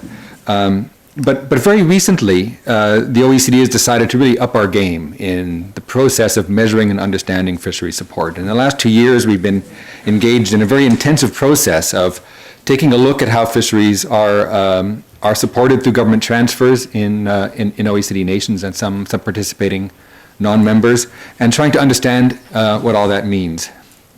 Now, the fundamental question is, why are we doing this? What's the objective of the OECD in this exercise for policy measurement? And in a nutshell, we want to really understand the status quo, so what support is there now, and we want to understand the potential effect of that support on outcomes in the fishing sector. And so we want to draw that link between the nature of support and the impacts of that support along a number of angles. And in doing so, we hope to identify the characteristics of good support policies so that we can make recommendations to our member nations about how they can better implement these types of fisheries policies to achieve their domestic objectives. So the approach we take to this is fundamentally an economic one. The idea is that if you want to understand policies and how they work and what their effects are, you have to be able to identify sort of the relevant characteristics of those policies along the different lines of interest. So we have a classification system that has a number of elements within it, and those elements are basically an attempt to identify economically relevant features of these support, and then classify support according to these relevant features. And importantly, we do this according to implementation criteria, the way the policies are actually put in place in practice. We don't classify according to the objectives of policies. Every policy has the objective of sustainable fisheries, and so it's not helpful to look at the objectives of policies. And neither is it a process based on the impacts of policies, because that's the empirical question we're seeking to ask. So if we're presuming that this type of support's bad, this type of support's good, let's put them in different boxes, that's presuming the outcome of the analysis that we want to do. So the process is very much, let's look at how policies are implemented, let's find out what are the most important economic features, and identify things according to that. So this process takes a lot of time, and it takes a lot of back and forth between us and the Secretariat and member countries. Some things are relatively straightforward. Budgetary support information that's in national budgets, that's in national fisheries plans, you can find that kind of thing. So the level of support is, for budgetary anyways, is pretty easy to find. But how that's implemented is not always clear. And one of the things we really struggle with is to deepen our understanding about the nature of different types of support in order to find the right place in the classification system. And a further complication of this is that the classification system that we've developed is rather technical. It's not always obvious to a non-specialist. We're all economists at the OECD, but the people that we're liaising with in member countries are usually biologists or someone of a more technical nature. So I'm trying to tell them about total factor productivity and things like that, and they just glaze over, right? So we have a lot of work to do to have our counterparts in member countries understand what it is we're trying to do and what's the importance of it. So there's a lot of work we have to do sort of educating on the classification system. And finally, and it's been mentioned a few times, fuel supports are the most challenging. They're non-budgetary, so usually you can't find a line item that says the amount. You have to estimate it in some way. And we estimate it right now by trying to measure the amount of fuel consumption and then find a rate of support. But those estimations of fuel consumption are very, very difficult in practice because, in particular for opportunities for international fueling, the fact that this isn't directly observed data, it has to itself be estimated in some way. So lots of troubles there on that thing. And we work really, really hard on finding that number for each country. The lack of sector specificity of fuel supports is often a big problem. Some of our member countries offer or have fuel excise taxes that are based on road use. They're essentially a road levy designed or earmarked for infrastructure. So fishers don't pay that. And so is that a support to fisheries? In the view of some, no, it's not. Some exemptions for fuel excise taxes are not based on a single sector. They're very broad. For example, in Australia, exemptions for for industrial use of fuels are very widespread. So fishing, mining, agriculture, lots of different sectors enjoy the exact same exemption. And so it's very difficult to call that type of support a fishery-specific support. So defining the scope of what should be included and what shouldn't be included is difficult. My personal view, it's important to try to capture as much as you can, because if you're interested in outcomes, as we are, what matters is what's the difference in fuel price, and what does that likely impact of that difference in fuel price. And the fact that a miner is receiving the same subsidy is less germane if you're really interested in just what's the impact on desired fishing effort, for example. So, yeah. Now, I'm going to talk a little bit now about this nature of this classification system that we have, and I'll try to run through it pretty quickly. But it's a nested structure, and it starts basically with transfers to fishers as individual agents. So if the government is delivering a check to an individual fisher by virtue of their being an individual fisher, that's in this support. The other type of thing we have are general transfers, and those transfers are support that goes broadly to the sector, benefits the sector, but is not received by an individual. So within the transfers to individuals, we have a number of things, and if you're an economist, you kind of understand why they're coming from, where they're coming from. We have transfers that reduce variable costs, transfers that reduce fixed costs, transfers based on income, so neither fixed or variable costs, but more overall revenue based, and transfers based on capacity reduction, which are sort of particularly important category of support in fisheries mainly. So that's in the individual thing. Now, and within this, we have this fuel price differential. That's an individual support, and it goes to this variable cost. And again, it has very different dimensions. We have these concessions to fishers, specifically. We have exemptions for industry that are broad, and we have a higher price for road users. And all of those are considered in what we're calling the fuel price differential that is coming into our support. Now, the next thing is general transfers that, as I said, support the sector as a whole. Now, we have a number of categories for these. The most important is probably management of resources and infrastructure.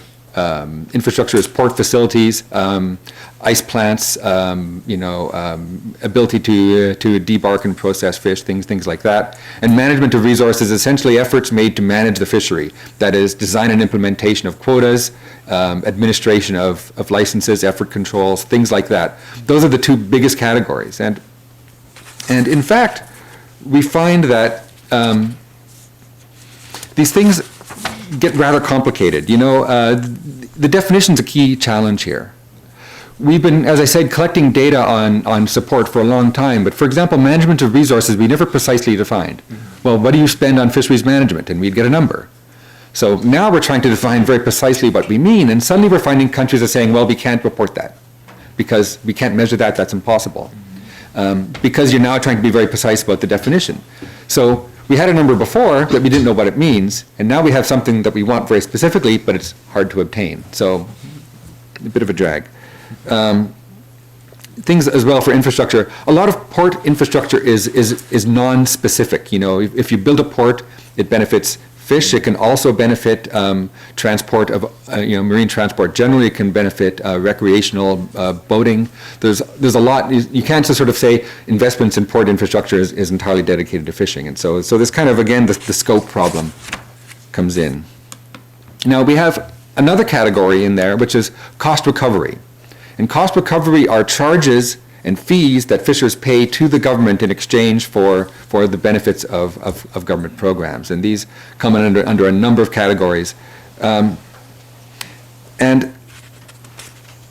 this is actually a pretty important bit, and I'll get into more about why that is, but we think cost recovery is a really important part of the story. Now, the next thing we have is, the classification system, as you see, sort of gets the main blocks of what's going on economically with support. Now, we have more information that tries to further enhance that by sort of providing a cross-check on the way these policies are implemented. And so, within transfers to individuals, we may have a number of labels that identify how long the program is in place, and longer programs tend to have different effects because they get built into the expectations of fishers. A one-off, ad hoc, one-year program of the same nature will have a different effect than a long-standing program. Whether it's directly linked to production, whether there's thresholds that you have to meet to qualify, you have to be of a certain size, you have to do a certain thing. constraints, whether it's only dedicated to certain fisheries segments, certain types of fishing, and to the recipient, maybe it's a payment going for retirement or for establishment of new fishers, for example. So we have all these labels, and they exist not just in here, but generally throughout the classification system, and they're different for different categories. So all of this is to kind of get to what are the expected effects of this support. And so I'll just put a few things up here that you can consider. So support to variable costs, we expect that it leads to a higher desired effort for a given level of capital stock in the fisheries, and it will affect technology. For example, fuel supports that lower the cost of energy will quite likely lead to a more energy-intensive fishing. So it favors trawling over seine netting, for example. So active fisheries are more supported than static fisheries for those types of support. When you're providing support to fixed costs, that's for vessels and vessel upgrades and things like that, what you expect is to see a higher capacity in the sector for a given harvest level. So the government's setting some total allowable catch, and there's an economic process that's happening that leads to a level of capacity. That capacity will be a little higher when there's more support to fixed costs than it would be otherwise. Support to income, that sort of general revenue enhancing support, will change the entry and exit conditions for a fishery. People will stay in the fishery longer than they would. People will enter the fishery that may not have otherwise. It's changing the threshold for the dynamic process of long-term entry and exit from the fishery. And finally, capacity reduction. This is a really important one to think about, an important one to get right, because it's for reducing capacity. So the idea of the support and its objectives is to have less fishing capacity. But in fact, it's quite unclear whether that's actually the case. And I think we can say, in general terms, all subsidies expand desired effort, because all subsidies are adding capital into the sector in some way. It's just a question of how and how much. Now, for capacity reduction, consider the situation where you have a fisher that owns one vessel, and they get a payment to decommission that vessel and exit the fishery. That seems to go according to our idea about how these programs should work, right? You've reduced the capacity in the fishery. There's one less fisher, one less boat. But imagine you have a fishing corporation that has 5 vessels, and they participate in a capacity reduction scheme, and they decommission one of their vessels and receive a payment for that. So what you basically have is a situation where you've given an entrepreneur an opportunity to dispose of their least productive asset, and in exchange get a lot of working capital. So you're giving working capital to someone who you know already is an entrepreneur with expertise in the fishing sector. So in the long term, I would expect that to be a production enhancing support. So capacity reduction schemes have a very checkered history in fisheries, and they really live and die on the implementation details of them, and it's pretty safe to say that they fail more often than they're successful. Yeah, okay, how'd that come up? So I'm going to come back to this idea of cost recovery, and here's a graph from one of our member countries showing the value of their landings versus the amount that they pay to general services. This isn't the individual transfers that are support to fishers actively fishing, but just for infrastructure and general support to the sector. And we find that in some years it's higher than the value of landings. And in fact, it goes down quite a bit over the period, but it's probably the case that that's an underreporting problem rather than more than an actual decline in support. So it's pretty safe to say that this is a sector that's sort of a net destructor of value in a macroeconomic sense. The amount of money that the government is putting just in general sort of enabling of the sector is less than is being returned in economic output. And that's sort of systematically happening.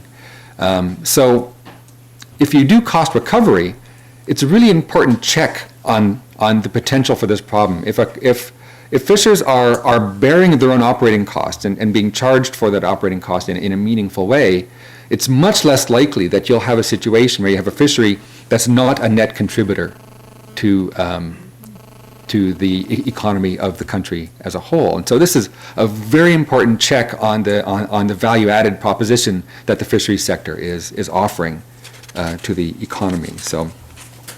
And one of the reasons I think why we get into this trouble is we look at fisheries management as a public activity to defend a public resource, which is the fishing stock, the fish stock, from potentially bad actions by fishers. But I think it's much more important to think of it as a service model where fisheries management is providing a service to fishers that helps them to coordinate their activities so that they don't overfish. And when you think about it in those terms, cost recovery is very sensible. You're essentially, fisheries management is selling services to fishers, coordination services. So let's get down to some of the sort of the nitty-gritties here. How much progress on overfishing can be made by fixing support levels? We've seen that fuel tax concessions and support to fuel can be bad. They enable more active fishing and they enable doing it farther away. So you can get bad outputs of that. But let me give you an example. In Sweden, we did a study of the nephrops fishery. That's the little lobsters. And there's two main technologies that are exploiting this fishery. There's creel traps, where you just put a trap on the bottom of the floor and the guys go in it and they get caught. Or you trawl. You bottom trawl basically and just sort of dredge the bottom and scoop up the little hidden guys out of the sand into your trawl net. Now the fishery is well controlled either way. They've established a TAC, a total allowable catch, and they're enforcing that TAC. But the active trawl produces a lot of bycatch, and it uses a lot of fuel. It uses, I think, more than 1 liter of diesel fuel per kilo of fish landed. So the climate change implications of that fishing technology are quite substantial compared to the very low energy input creel fishing segment that's also pursuing the same fishery. So in output terms, it's not moving the needle, but in terms of other policy objectives of the government, in terms of damage to the ecosystem from trawling, risks to the environment from very high bycatch, there's a lot of sort of bad things going on because of that fuel support. And our work showed that the trawling segment wouldn't be profitable without the fuel support. That segment would essentially disappear, just like your Egyptian fishers. I have some quibbles about that later on. So, yeah. And so the next thing is we see that budgetary payments can lead to more fishers and more capital in fishing. But yeah, if you're controlling output well, that's sort of the more important thing. So we look at sort of the management as the main issue here that you should be thinking about for us. And this is, for us, very much in a domestic perspective. I have to emphasize that. Like our basic view in the OECD is that there's a very strong domestic agenda for reducing the level of support because there's large domestic benefits to be had. And the main way to achieve those benefits is to improve management. Because if you're management effective, truly effective at controlling overall effort, support can't lead to overfishing. It can distort choices, and have some bad outcomes in terms of what I just described with the poor nephrops, but it's not going to lead to overfishing itself. And if management is well designed in terms of allowing the fishery sector to structure itself well, you're not going to have overcapacity, or more precisely, overcapacity is not a policy issue, and we don't need to have overcapacity become a policy target anymore. And moreover, if you're doing both of those things, you probably don't need support, because at that point you have a fishing sector that is profitable and efficient in ways that it's likely going to be self-supporting. So in this sense, supports are often a compensation for management failures. They exacerbate the problems, but you can't sort of look at them in separation. But again, supports can do some pretty bad things, right? This higher energy intensity, the greenhouse gas emissions from fisheries, for active fisheries, can be quite high. The level of fuel consumption is quite enormous. Can lead to riskier fishing practice. If you subsidize gear, fishers will take more chances with their gear, and they'll lose their gear more often, and they'll have more ghost fishing. You have more damaging fishing practices like active trawling compared to a Danish seine or something that doesn't have the same impact. You perpetuate a state of crisis because, as I said, supports that are compensating for flaws in your management structure are patching over problems, and you're not really solving the underlying issues. And so you have a fishery that has a lot more capacity than is necessary to harvest the available amount of fish. You have a lot more desired effort than actual effort. That leads to unrest, right? Fishers want to fish more. And that puts pressure on your management system. Even if your management system is working okay, it's facing a lot more pressure than it would have otherwise by virtue of that support. And that's, given that how difficult it is to do a good job on fisheries management, that's a real thing. If you can reduce the pressure on your management system, it goes a long way to helping solve a lot of your fisheries problems. Reduced opportunity for developing fisheries. OECD support is a large share of global support, and to the extent that that displaces capacity in other parts of the world, that's sort of a development issue and a policy coherence for development issue. And change trade patterns are part of that as well. So why do we want to notify support? I'm an OECD guy. I'm not going to mess with your WTO business here. But it seems to me the logic is like this, the way we're thinking about it now. Support leads to a higher fishing effort, which leads to overfishing. But as I've said, more likely the situation is you have a management failure where you have poor management, which provides the opportunity to overfish, which is then worsened and exacerbated significantly by the support, which leads to even more overfishing than would have been the case otherwise. And so the solution for us is looking at sort of the whole scope of the problem in that sense. So what should we be looking at and why? Fuel support, clearly a big issue, clearly the hardest one to tackle in practice for all the reasons that I said. But you have to kind of get this one if you're going to understand the potential distortions that are happening.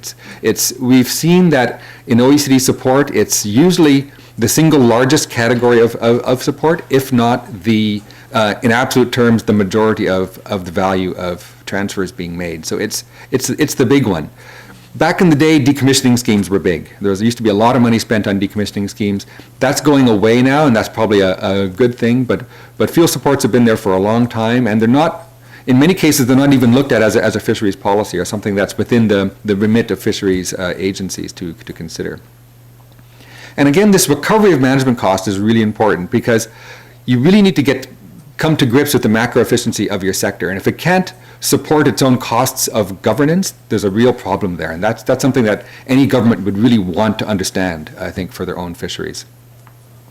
And again, this idea of positive supports like enforcement expenditures gives you this opportunity to contextualize support in a way that lets you know whether it's likely to be good or likely to be bad and whether it's likely to lead to problems or not. So that's my presentation. Thank you, Mr. Chair. Thank you. Excellent. Thank you very much. I think we'll, in the interest of time, we'll go directly to Bettina, and then we'll come back to some of the points you have raised. So, Bettina, you have the floor, and I see that you have a low-tech PowerPoint that you're going to show us. Thank you so much, Christoph. I was feeling absolutely bad because I should not have listened to Alice, who said it was okay not to prepare a PowerPoint. So what I did, here's one I made earlier. I prepared a, do you mind, Alice? Thank you so much. I prepared a very low-tech PowerPoint to help us navigate the maze of WTO subsidies. Now, I'm going to try and make this sound a lot simpler than it is. And I certainly don't have any answers. This is a very new area for me, and I'm very interested to be learning more about it. But what I want to do in my very short presentation is to build up on what Roger has said on notifying fishery subsidies by just taking us into the context of the WTO to understand what we mean by subsidies in the WTO and how transparency could be a way out, even if members are not able to actually agree on substance.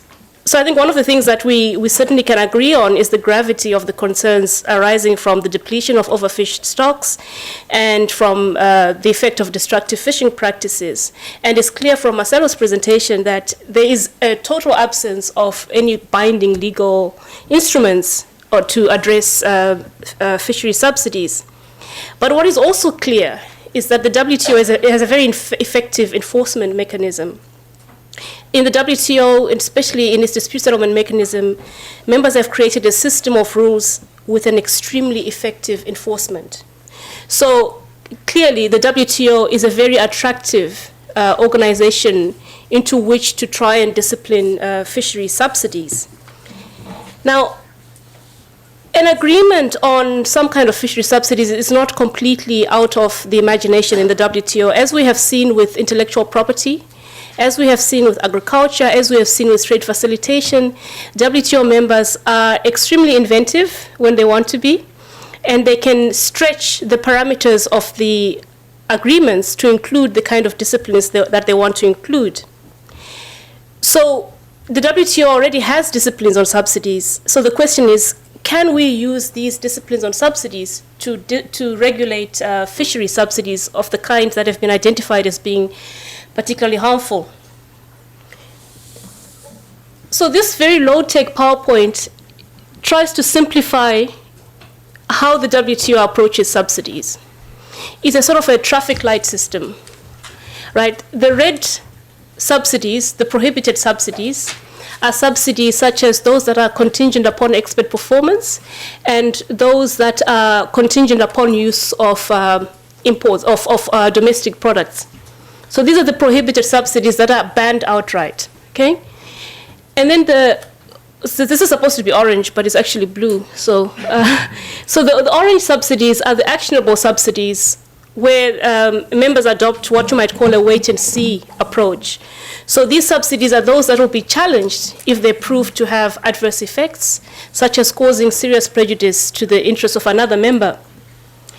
And then the green subsidies are the permitted subsidies, but they are not permitted without conditions. They are permitted but. So for instance, under the Agreement on Agriculture, you are allowed to maintain certain export subsidies as long as you subject them to standstill and reduction commitments. So you're supposed to reduce your subsidies over time. And also under the Agreement on Agriculture and under the SCM agreement, certain subsidies that have a de minimis level that are considered not to have a trade distortive effect are permitted. And then there are certain subsidies that are permitted just for developing countries, S&D treatment.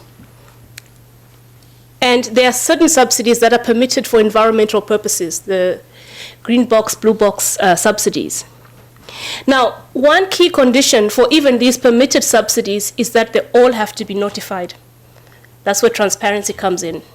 So if you have not notified your export subsidies under the Agreement on Agriculture, for instance, you can't maintain them. So these subsidies are permitted only if you have actually notified them and you have subjected them to certain commitments. So the question is this a framework into which members could transpose disciplines on fishery subsidies? And just looking at this framework, it's clear that it's not easily transposable because this is a framework that is supposed to address market distortions. So these are subsidies that have been identified as being harmful to the interests of other members, to export performance. So if members really do want to discipline fishery subsidies within the WTO, then they have to come up with different disciplines. In other words, if a panel were to consider a claim that a particular subsidy is causing adverse effects, it would have to look at all the information, all the evidence presented to see whether that subsidy is in fact causing harm or serious prejudice to a particular member. We saw this in the US cotton case. It's the first successful prosecution of an actionable subsidy. So now, if you're trying to think of this in terms of fishery subsidies, how would you challenge a subsidy for instance, a fuel subsidy under this framework? Because what you're trying to get at is that the harm that is being caused by this fuel subsidy is harm to an overfished stock, right? It's not really harm to the interests of other WTO members. So the very first thing that members would have to come up with is how to transpose this particular approach within the context of fishery subsidies. And one of the issues that has arisen in the proposals is what do you do with the late entrants? What do you do with the developing countries? How do you consider S&D as a principle when you are trying to prohibit certain fishery subsidies? So that's again one of the issues that members would have to think about. How do you deal with, on the one hand, you want to stop overfishing and you want to stop subsidies that contribute to this, but at the same time, you want to be fair to those, especially the LDCs who may rely on artisanal fishing and for whom fishing might be an important part of their food security policies. So again, these are all sort of issues that WTO members would have to consider. Now, from what I understand, members are trying to reach some sort of agreement before Nairobi, which is a month away. And clearly, I don't think it's going to happen that they're going to have an entirely, sophisticated framework around which to discipline fisheries subsidies. So I think that one approach might be to look at transparency, notification of these subsidies as what I would call a low-hanging fruit. So instead of trying at this moment to reconfigure the disciplines that are intended to ensure fair competition and make them apply to the protection of overfished stocks, what members might actually choose to do is to develop a mechanism on transparency so that these subsidies are notified within the WTO. Now, the best example I can think that would actually give members guidance is the transparency mechanism on regional trade arrangements. I don't know if you know about the issues concerning RTAs in the WTO, but since the GATT, basically, there hasn't actually been any agreement on the parameters for RTAs. We have Article 24 of the GATT that says an RTA should cover substantially all trade. But nobody really knows what that means. What is substantially all trade? Is it 80% of trade? Is it goods and services? Is it trades in all sectors? Is it a quantitative measure? How do you measure substantially all trade? And because every single WTO member is a member of an RTA, nobody has actually wanted to challenge this criteria in front of a panel. So there hasn't been a single panel in more than 60 years that has determined what is meant by substantially all trade. And that is a political decision that members have taken not to challenge RTAs. But what they have done instead of agreeing substantive rules is to encourage transparency. So what they have done is to negotiate what they call the RTA transparency mechanism, under which RTAs are supposed to be notified in the WTO and then consulted upon in the WTO. And if there are any concerns, then members can raise those concerns with other members and discuss them. And I think that the RTA mechanism could actually be a really interesting case study as a sort of a building block to developing more and more firm disciplines on fisheries subsidies. You know, while members are still working on the substance, they could actually have some sort of decision that calls on transparency on fisheries fisheries subsidies. So in the context of the RTA, I'll just explain how it works. All members participating in new negotiations on RTAs have to inform the WTO Secretariat of the negotiations. So this big TPP, for instance, that has just been concluded, before the members started negotiating it, they would have had to inform the Secretariat that there's an RTA that is being negotiated. And then as soon as it's been concluded, the members then sent to the Secretariat a copy of the RTA, including its official name, scope, date of signature, and any information that is relevant to it. And this information is then posted to WTO members, and it is also then consulted upon in the Committee on Regional Trade Arrangements. And this is how WTO members then inform themselves and can actually consult on an area where they have decided that for the moment they don't really want to have any substantive rules. So to me, the RTA mechanism is an interesting case study for how members can actually still consult on WTO-related matters, even when they are not able to actually agree, to actually reach consensus on how the WTO should approach this particular issue. And it's also an interesting case study on how transparency can be used to allow members to consult on matters that they can then eventually develop further. So I would say that in the context in which we're discussing, this can be some sort of, as I said before, a low-hanging fruit in which even before Nairobi, members can agree on some sort of decision on transparency and notification.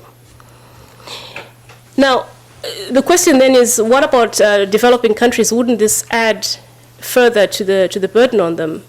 But I don't think it would necessarily add considerably, especially if this is done in the way that the WTO normally handles notification issues. So you would have the WTO Secretariat assisting developing countries to come up with a format that would facilitate notifications. They have already done this for other complex arrangements. I mean, it doesn't get any more complicated than the agreement on agriculture, but that's an agreement under which, it's fairly easy to notify because, the Secretariat has come up with a format that helps identify the measures that should be notified. And then these notifications would also be handled by a specific division, obviously, in the WTO. And also to further the ease of on developing countries, these notifications could be done maybe twice a year, as it is with the SPS and TBT measures. It needn't be, every month or every 2 months. And then twice a year or once a year or whatever frequency the members decide, these measures would then be discussed within the appropriate forum. And in terms of the content, the members could actually apply an impact-based approach based on the financial levels, perhaps, of subsidies, as well as the extent or impact. And they could also require that the more active and subsidizing fishing members could notify more regularly than the less active. So this is just an idea to take us to the next level, which is how should the WTO deal with fisheries subsidies? Thank you. Thanks to both. We're running a little bit out of time, but I still want to have a discussion. For those who can stay after 1, we can continue the discussion also after 1. So let me open the floor, see if there are any particular points. I have one here, 2 over there. Matthew, please go ahead. Yes, thank you very much, and I'm sorry for having you listen to my voice again. Thank you very much for the presentations. I've learned quite a lot from your presentations, which are very well received. But the more I think about it, I think that there are some basic questions that could be easily answered when justifying the provision of subsidies. And if I just think about it just off the cuff, I would say, 1, if I provide this subsidy, will it help my fishery reach maximum sustainable yield or maintain maximum sustainable yield? If the answer is no, then you do not provide that subsidy. The second question is, does this subsidy help in monitoring, controlling, and surveying my fishing activities? If it is yes, then you provide the subsidies. If it is no, then you do not. The third thing is, does the subsidy improve the working conditions and safety of my crew? If it is yes, then you do. Another fundamental question, and I'll stop there, is, does it improve the quality of the product that is reaching my consumer? Is it being preserved properly? Is it, are the hygienic conditions on board fishing vessels and on processing plants? Because the fishing industry goes beyond the fishing vessel. So there are some basic questions that one could answer. I'm not going to go as far as saying, if the answer to at least 2 of these questions is yes, then you provide it. If it's just to 1, then you don't provide. But these are schemes that could be developed. But there are some basic questions that everybody can understand that could be applied when deciding to provide subsidies or not. Thank you. Thank you. Yes. Well, thank you very much to both presenters for these interesting presentations. I'm Stefan Amarasinghe from the EU mission to the WTO. So one of those who have been proposing actual improved notification and transparency requirements in the context of fisheries. To Pettina's interesting thoughts and ideas, low-hanging fruit, well, we certainly considered this to be low-hanging fruit for quite a while, but it seems as if several members are disinclined to even try to reach out for the fruit. So regardless of the height of members, there seems to be very little appetite for that particular fruit. Now, some of that, of course, ties in with the other question you talked about and pointed to yourself, namely, to what extent does this entail an additional burden for countries, developing countries in particular, or to what extent does it rise to the level of onerous burden, which seems to be a mantra that's being repeated again and again by certain developing countries. There is a general problem here, which is one that, in our view, is not unique to the area of fisheries subsidies. It's a problem that relates to any subsidies and all subsidies, and that is the lack of notification, it's the lack of transparency, and it's the lack of compliance with existing notification requirements. I think we need to keep in mind that, at least from our perspective, there's no need to reinvent the wheel, but rather to make the wheel that's already in there start spinning and turning. In other words, to build on the existing notification requirement contained in Article 25 of the Subsidies Agreement. But we've seen a constant deterioration in terms of the complete or incomplete number of notifications made by WTO members year on year or every 2 years, as we have numbers coming out from the WTO Secretariat. So our proposal is really to focus, to begin with at least, to make notification and the existing notification requirement meaningful. One option could be to look at some of the information that's already being provided in the context of the GFT to the OECD on a voluntary basis by OECD members. We could certainly also look at issues relating to special and differential treatment or the issue of threshold, which is one of the proposals that we have put forward, whereby it would only be the larger subsidizers or the more intense subsidies and level of same that would be caught, if I can use that fisheries-related term. But I'd like to hear views also from others in terms of how that possible threshold could be set and established in a way that would make this meaningful and would not hamper the development of, if I can put it like this, real developing countries and least developed countries. Thank you. Thanks. On my list, I have Anya, Ben, and Bonapas. Please keep in mind that time is short, and I'm adding Alice. Anya. Yes, thank you, Christoph. Thanks for these really fascinating presentations. I particularly like the message of management is key, and the question really is what is effective management, and does effective management exist? And an effective management system would basically prevent a race for fishing, both from the regulatory but also from the economic incentive side. And in the real world, that does not exist. So UNEP has actually in the past done a typology of different types of subsidies, and we've analyzed the different types of impacts of subsidies under different management and catch control systems, and it has become clear that only under these effective management systems, which are not part of the real world today, they would not be considered harmful. So coming back to the idea of the gentleman in front, what would we need? What type of criteria would we need to have a checklist for subsidies that would not be considered harmful? UNEP and WWF have also done some analysis, and we have developed a very simple checklist, actually, looking at different sustainability criteria for subsidies that would fall outside the general ban. So these are biological conditions. So does the stock withstand some further fishing? Industrial sustainability criteria, does the fleet have room to grow? And regulatory criteria, is the fishery adequately managed? And only if each of these questions are a clear yes, then subsidies can actually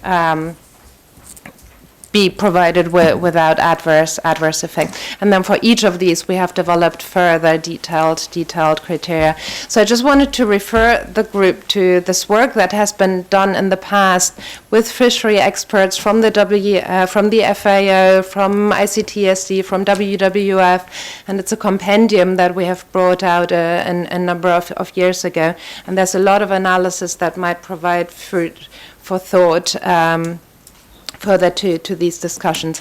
Final point on the transparency provisions, very important point, very important presentation that you made here. The only thing that I would actually challenge is the question of whether this can be used as a way around or whether complement to effective rules and policy measures on fisheries subsidies, both at a national level, but then also at an international level. Thank you. Thanks, Anya. Ben? Thanks, Christoph. I'll just comment quickly on the transparency discussion. Traditionally at the WTO, we tend to think of transparency as notifications by governments of information related to their measures. There's also often been counter-notification provisions, but for whatever political reason, they tend not to be used. I very much liked Bettina's creative thinking of saying, let's look at the factual presentations where we put a bit more of an onus on the WTO Secretariat to help with this information. The approach under RTAs, I think, is still very much drawn from information provided by members, but there has been a recent development at the WTO following the global financial crisis, where the WTO was given a mandate to be a bit more proactive. This was the mandate from the G20, where they started looking at new measures. I don't want to use the word protectionist because I don't think they use that term, but new measures introduced by members. And I think the Secretariat is allowed to be a little bit more proactive, do their own research, maybe speak to other organizations, and they provide that information to the G20. I don't know the exact modalities about how it operates, but just to build on Bettina's creative idea, maybe I'll go one step further and try to be even more creative and pose the question, can the WTO be a little bit more proactive about finding the information? And if all of these other organizations have information, why should we be putting a burden on countries who don't have the resources to do it to provide information which is already out there? So I just thought I would throw that idea into the mix. Thanks, Ben. Bonapas.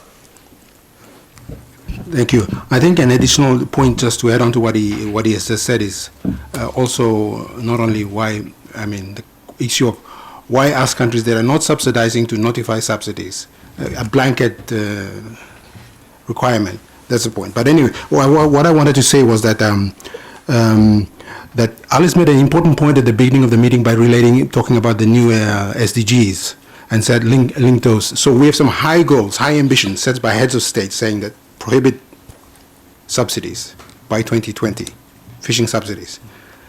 Now we come to the WTO. They're implementing, at the level of WTO, we are saying that we'll be progressing on transparency because we are not there yet on eliminating subsidies because of many problems. So I think the issue, just a little point here, is that there are many complex issues around this, handling of fishery subsidies in the WTO. And one of the important point, the key point that we have to bear in mind is, I think the EU delegate mentioned it, is the development dimension. What is the impact on the small states? Even in the Sustainable Development Goals, it's mentioned that you prohibit subsidies, but you take into account small states and small island states and so on. So, balancing this in all the balancing this between addressing a global issue, but responding not only to the. What I'm trying to say is you have the need to preserve the fish stocks, which is recognized, but the need, I think you mentioned it, that there are social and economic implications as well, which needs to be balanced as well. So I think it's a complex problem, and I don't know how that could be handled in terms of all the rules and regulations needed to control the harmful subsidies, while at the same time responding to the needs of those countries that see the sustainable use of the fisheries resources for economic means. Thank you. Thanks. Alice? Thank you. And I will be really quick. And it's a comment and then a question to Bettina. My sense is that while transparency is probably amongst everything a relatively low-hanging fruit in the context of what might be achieved, I think there are many members who also feel that they really do want to see disciplines, particularly on the IUU and on the overfished stocks areas. And so one question that I had for Bettina, and apologies if this sort of goes back woods slightly. But I wondered if you could help us understand, just in a very general level, how a WTO dispute panel might approach a challenge to a subsidy, whether it be over fuel or whether it be over, to IUU fishing, for example. I mean, I assume that they would start to look for evidence of whether this vessel or operator was involved in IUU fishing. But can you just sort of lay out for us very briefly and at a very general level the kind of thought process that a panel might go through if a prohibition ever got to a dispute? Thanks. Thanks. I have a last minute request from the floor from small island states, so you get special and differential treatment. Miri, please.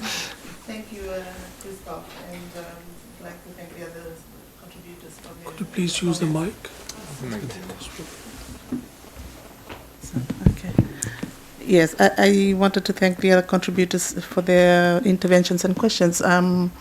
Just on two issues. The first on transparency, and I think we noted the proposal by the EU on transparency, particularly this principle of a threshold, which would, in our view, try and address the burden on small countries that will be overburdened with these reporting requirements. I mean, as I hear Bettina suggesting 2 notifications per year or notifications every 2 months, even that is it's extremely burdensome for some very, very small states like the Pacific, which have very small fisheries administrations and few fisheries officials, data officials who are going to capture this.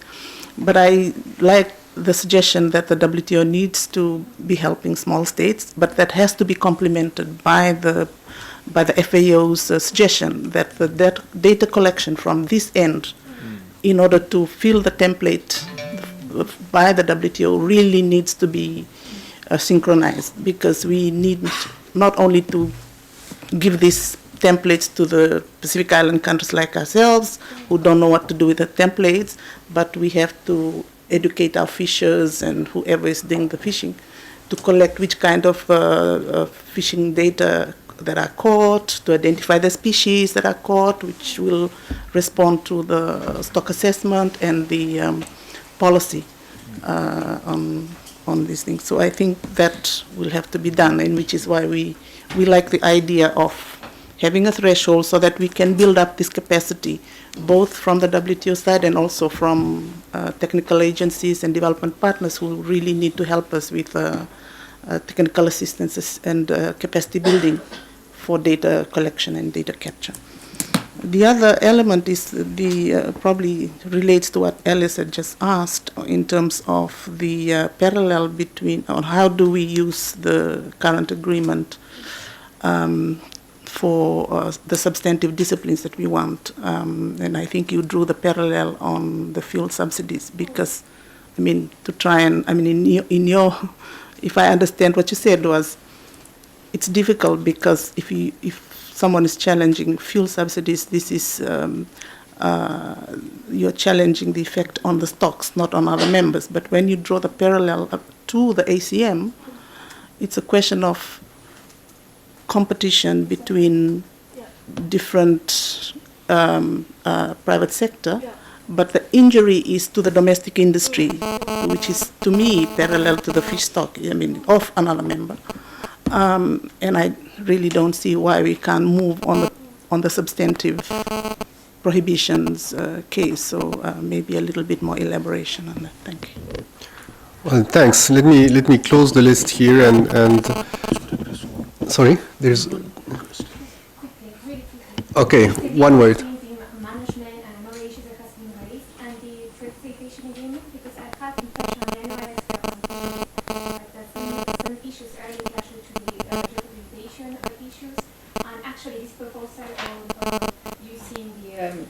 Notifications as for the RTAs.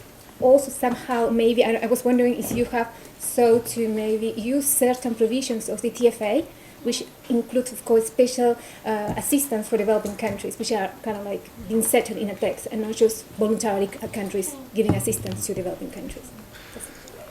Thanks. So I think I should go back to our speakers. I might abuse my position and also maybe make a comment or add a question, which in a way relates to many of the things that have been said. I think one element that strikes me is that when we're talking about additional transparency, notifications, obligations, I think one has to relate it to the kind of objective that one is trying to achieve. And to me, the objective here is basically providing additional information that might be needed for other members to assess the extent to which certain measures might contribute to overfishing and overcapacity. Now, if we listen to Marcelo, he's telling us, well, how do we measure, define overfishing, overcapacity? This relates to data on catches, on the fleet, the size of the fleet, the MSY, and so on and so forth. So maybe a question to Roger. One thing that would seem logical is maybe to provide this kind of information in future enhanced transparency, as these would probably be the essential elements that is needed. Second point is if our objective is to look at or prevent overcapacity and overfishing, then comes the issue of the threshold that I think has been suggested and referred to by a certain number of speakers. We don't need transparency and notification for the sake of transparency and notification. So keeping in mind the issue of the administrative burden, this notion of having a certain threshold that will also ensure that we're really focusing on what matters seems interesting, and I'd like to have your reaction. And by the way, Marcelo, feel free also to comment on that, because I think a lot of it has to do with the kind of things you presented. How can we think and define of a threshold? And then maybe the third element is, I think a number of people have the fact that we're doing quite poorly in terms of notification in the WTO. So a question maybe to Bettina, if we're just adding additional requirements but don't do anything else, how are we guaranteeing that we're doing better in terms of notification than what we're currently doing? So with that, maybe I guess I'll probably start with Roger, Bettina, and then Marcelo, if you want to jump in, please feel free to do so. Okay, thanks, Christophe. I guess I just want to say a couple of things. First, on transparency. You know, the OECD, a big part of its mission is information sharing between countries, because we realize there's tremendous benefits from doing that. You know, domestic policy tends to be very parochial, and letting a little air in sometimes can be really helpful. I'll give you an example. In Canada, they give rather an enormous sum of money in unemployment insurance payments to fishers for off-season periods. I know it's not thought of very much in Canada. It's just kind of something that's always been there, right? But when you put it next to other countries' support levels in that category, it really stands out. And hopefully that's a way to provoke some questioning among domestic governments about, are there better ways to achieve our goals?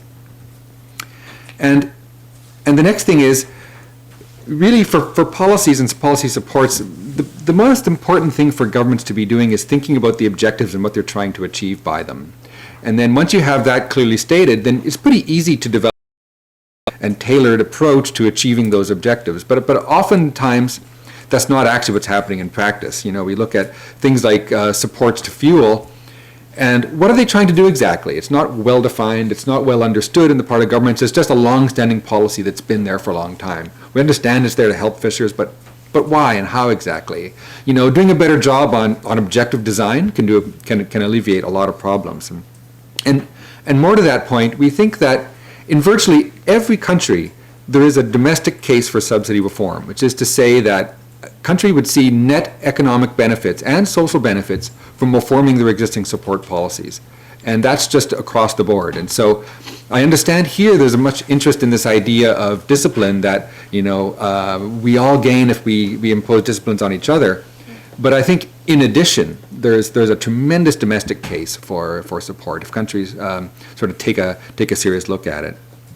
And again, I mean, there was a question from the back about whether there is actually effective management out there, and I think the answer is yes. Countries have made tremendous strides in increasing the effectiveness of their management systems, primarily by the introduction of individual quotas in all their different forms. Really useful form of management, and there's sort of a stylized fact that the more dependent a country is on their fisheries sector, the more likely they're going to be managing well and doing rationally, because they just can't afford to play around. Like Iceland, fisheries are 10% of GDP. They can't afford to get it wrong. They need that sector to perform well. New Zealand is the same to a certain case, where it's sort of an important sector, so it's very, very well managed, very rationally managed, doing basically a good job. There's a few other countries on the list I could name. The United States has probably made the most progress in recent years simply by setting management objectives of recovery and making those, building those into an enforceable law that's then owned by the national administration, which is mandated to deliver on that. I mean, tremendous progress has been made in the past 10 years in the United States on the basis of smart management reform. So there's a lot that can be done. Countries can learn from each other, and basically this is a process that everyone is, I think, everyone gains from doing. So, thanks. Gosh, thank you so much. Where to begin? Let me start by saying I certainly don't imply that developing countries should be asked to notify every 2 months. I say they should actually not be required to notify at a level of frequency that is not within their technical capacity. So the idea would be that they notify once a year or twice a year, whatever is agreed and is within the technical capacity of developing countries. And I also don't mean to imply that the lady in the yellow blouse, I don't mean to imply that this is by any means either or. It really isn't. It would be a complementary approach. My sense of it was that members want to take something to Nairobi. So as obviously they can't take any sort of substantive agreement to Nairobi, this is one way. And then they would use this transparency approach to build on actual disciplines over the next year or two. So it's not really an either-or sort of scenario. But I'm so disappointed that our colleague from the EU has left the room, because I really wanted to address this question of why subsidies are not being notified in the WTO, and why it's not enough to rely on the present provisions in the SCM agreement to expect countries to notify their subsidies. The problem is that the subsidies agreement has the notification requirement. It has an inbuilt problem. It asks members to notify subsidies that are illegal. You notify subsidies that are specific. Now, if you notify a subsidy that's specific, you're effectively inviting someone to take you to the WTO for a panel to make your subsidy, to challenge your subsidy as being actionable, right? What the provision says is members shall notify any subsidy as defined in paragraph 1, which is specific. So if I'm a WTO member and I'm seeing this, I'm going to argue that my subsidy is not specific. So of course I'm not going to notify it. So effectively, the agreement is asking members to notify subsidies that are already, problematic under the agreement. And then the members then backtracked in Article 25.7 and said, members recognize that notification is not, does not prejudge either its legal status or its effects or the nature of the measure, but by then it's too late, because what you're effectively doing is asking members to be self-reporting on measures that might be problematic. It's very different from other WTO agreements. Under the agreement on safeguards or under the agreements on anti-dumping measures, you notify a measure that you've taken, but there's no prejudgment as to its legality. But here under the subsidies agreement, you're actually being asked to notify a specific type of measure, a measure that is specific, which is prohibited under the agreement. So I think that's one of the reasons that measures are simply not being notified. Subsidies are not being notified because members don't want to invite the kind of scrutiny that would meet these measures if they were notified. And then, Christoph, you asked, are these additional requirements necessary? How are we doing better with what we already have? And I think this partly answers that. I mean, these subsidies are actually not being notified at all. So if you have a transparency mechanisms that would allow all fishery subsidies to be notified, never mind whether they are specific or not, I think that is definitely an improvement on what is currently in the agreement itself. And then Alice, you asked how would a panel approach, for instance, a fuel subsidy? Now, what is it being challenged under? That's already the threshold headache you have. What is it being challenged as? If it's a fuel subsidy that is leading to overproduction of fish that then has to be exported, then you have an export subsidy that you could challenge this as a subsidy that is contingent upon export performance. And then you go under Article 1 of the SCM agreement, and then you prove the contingency, and then you have a subsidy that you can challenge.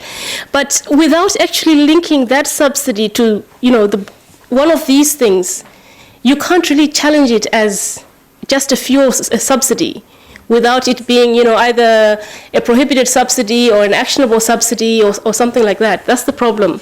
And I have to emphasize here that, of course, the WTO does allow members to take defensive measures to protect the environment. I mean, we've seen the tuna dolphin cases, we've seen the shrimp cases. You can justify conduct that would be inconsistent under the GATT by saying, look, we're taking this measure to protect the environment. But you can't really challenge a measure on the basis that it is damaging to the environment. And that's the sort of rethinking or the reconfiguration of the agreement that would have to be done if members are actually to come up with concrete disciplines. Yeah. Thanks. Thank you, Bettina. Marcelo, if you need to add something, you're fine. So we're already a little bit running out of time. We started a bit late, so I think it's fine. So let's close this session, put an end to it, and I'll maybe pass the floor to Ahmad for any concluding remarks you might have on behalf of FAO. Thank you very much, Christoph. We don't have much of time, so let's have just concluding remarks. First, I would like to thank you for your kind attendance, despite the fact that something is happening in the WTO, we heard. But at the same time, while we are fishing for a possible catch in the Nairobi Ministerial on this issue, as it was mentioned that it has its own merit. I mean, we have SDG 14 that deals with life under water or below water, and we have specific targets 14.4 dealing with IUU and 14.6. So this issue deserves a discussion or deliberations in its own merit, and we hope that we could continue this discussion along with our partners, particularly ICTST. We are grateful for that. So just two final things. I think we have to be very honest with us that what are we talking about when we say prohibition on subsidies for fisheries? What do we want to achieve? Do we want to preserve fish, or do we want to preserve fishermen? Or do we want to preserve the fish trade that we do? Or do we want to preserve some fishy policy space that we always say in the WTO? I'm sorry, I mean, this fishy is just in a lighter tone, because policy space has never been defined. I mean, I've been negotiated in the WTO business for 15 years, never understood what is a policy space, because we never have enough space when we are in space. In the end, I would just say that on this precise issue, while we have to be mindful of the overfishing, we should be mindful of over-negotiations as well. Let's get serious. Let's get some solution, whether it is in the form of some transparency provisions to start with, or something else which we can discuss by realizing that this issue is not just one of the WTO trade issues, but this deals with the real life. And in the end, I would say that we would not like the IUU, but if IUU is defined different, then we may like it. And if I is for immediate, U is for unanimous, and the other U is for universal solution, then we want it. Thank you.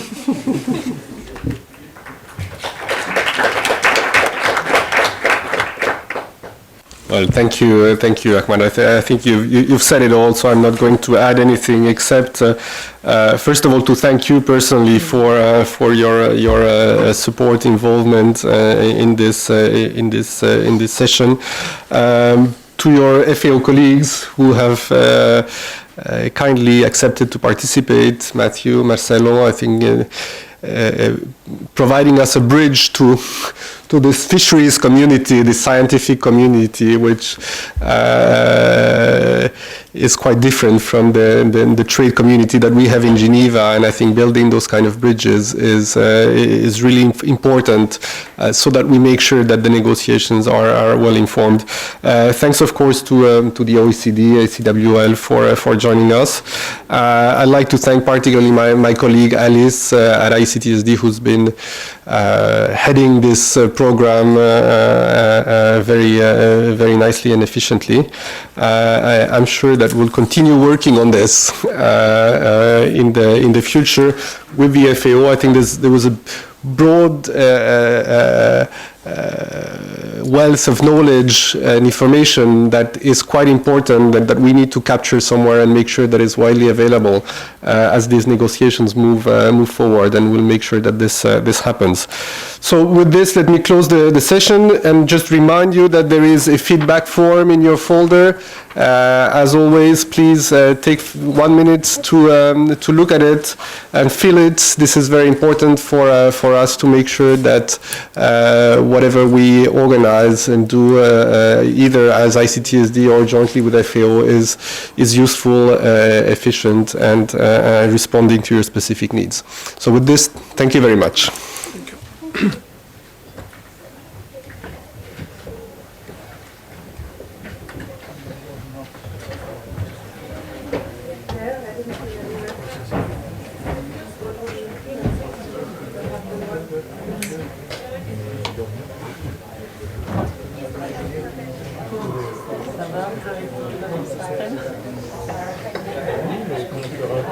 Ça va quand même mieux pour avoir le...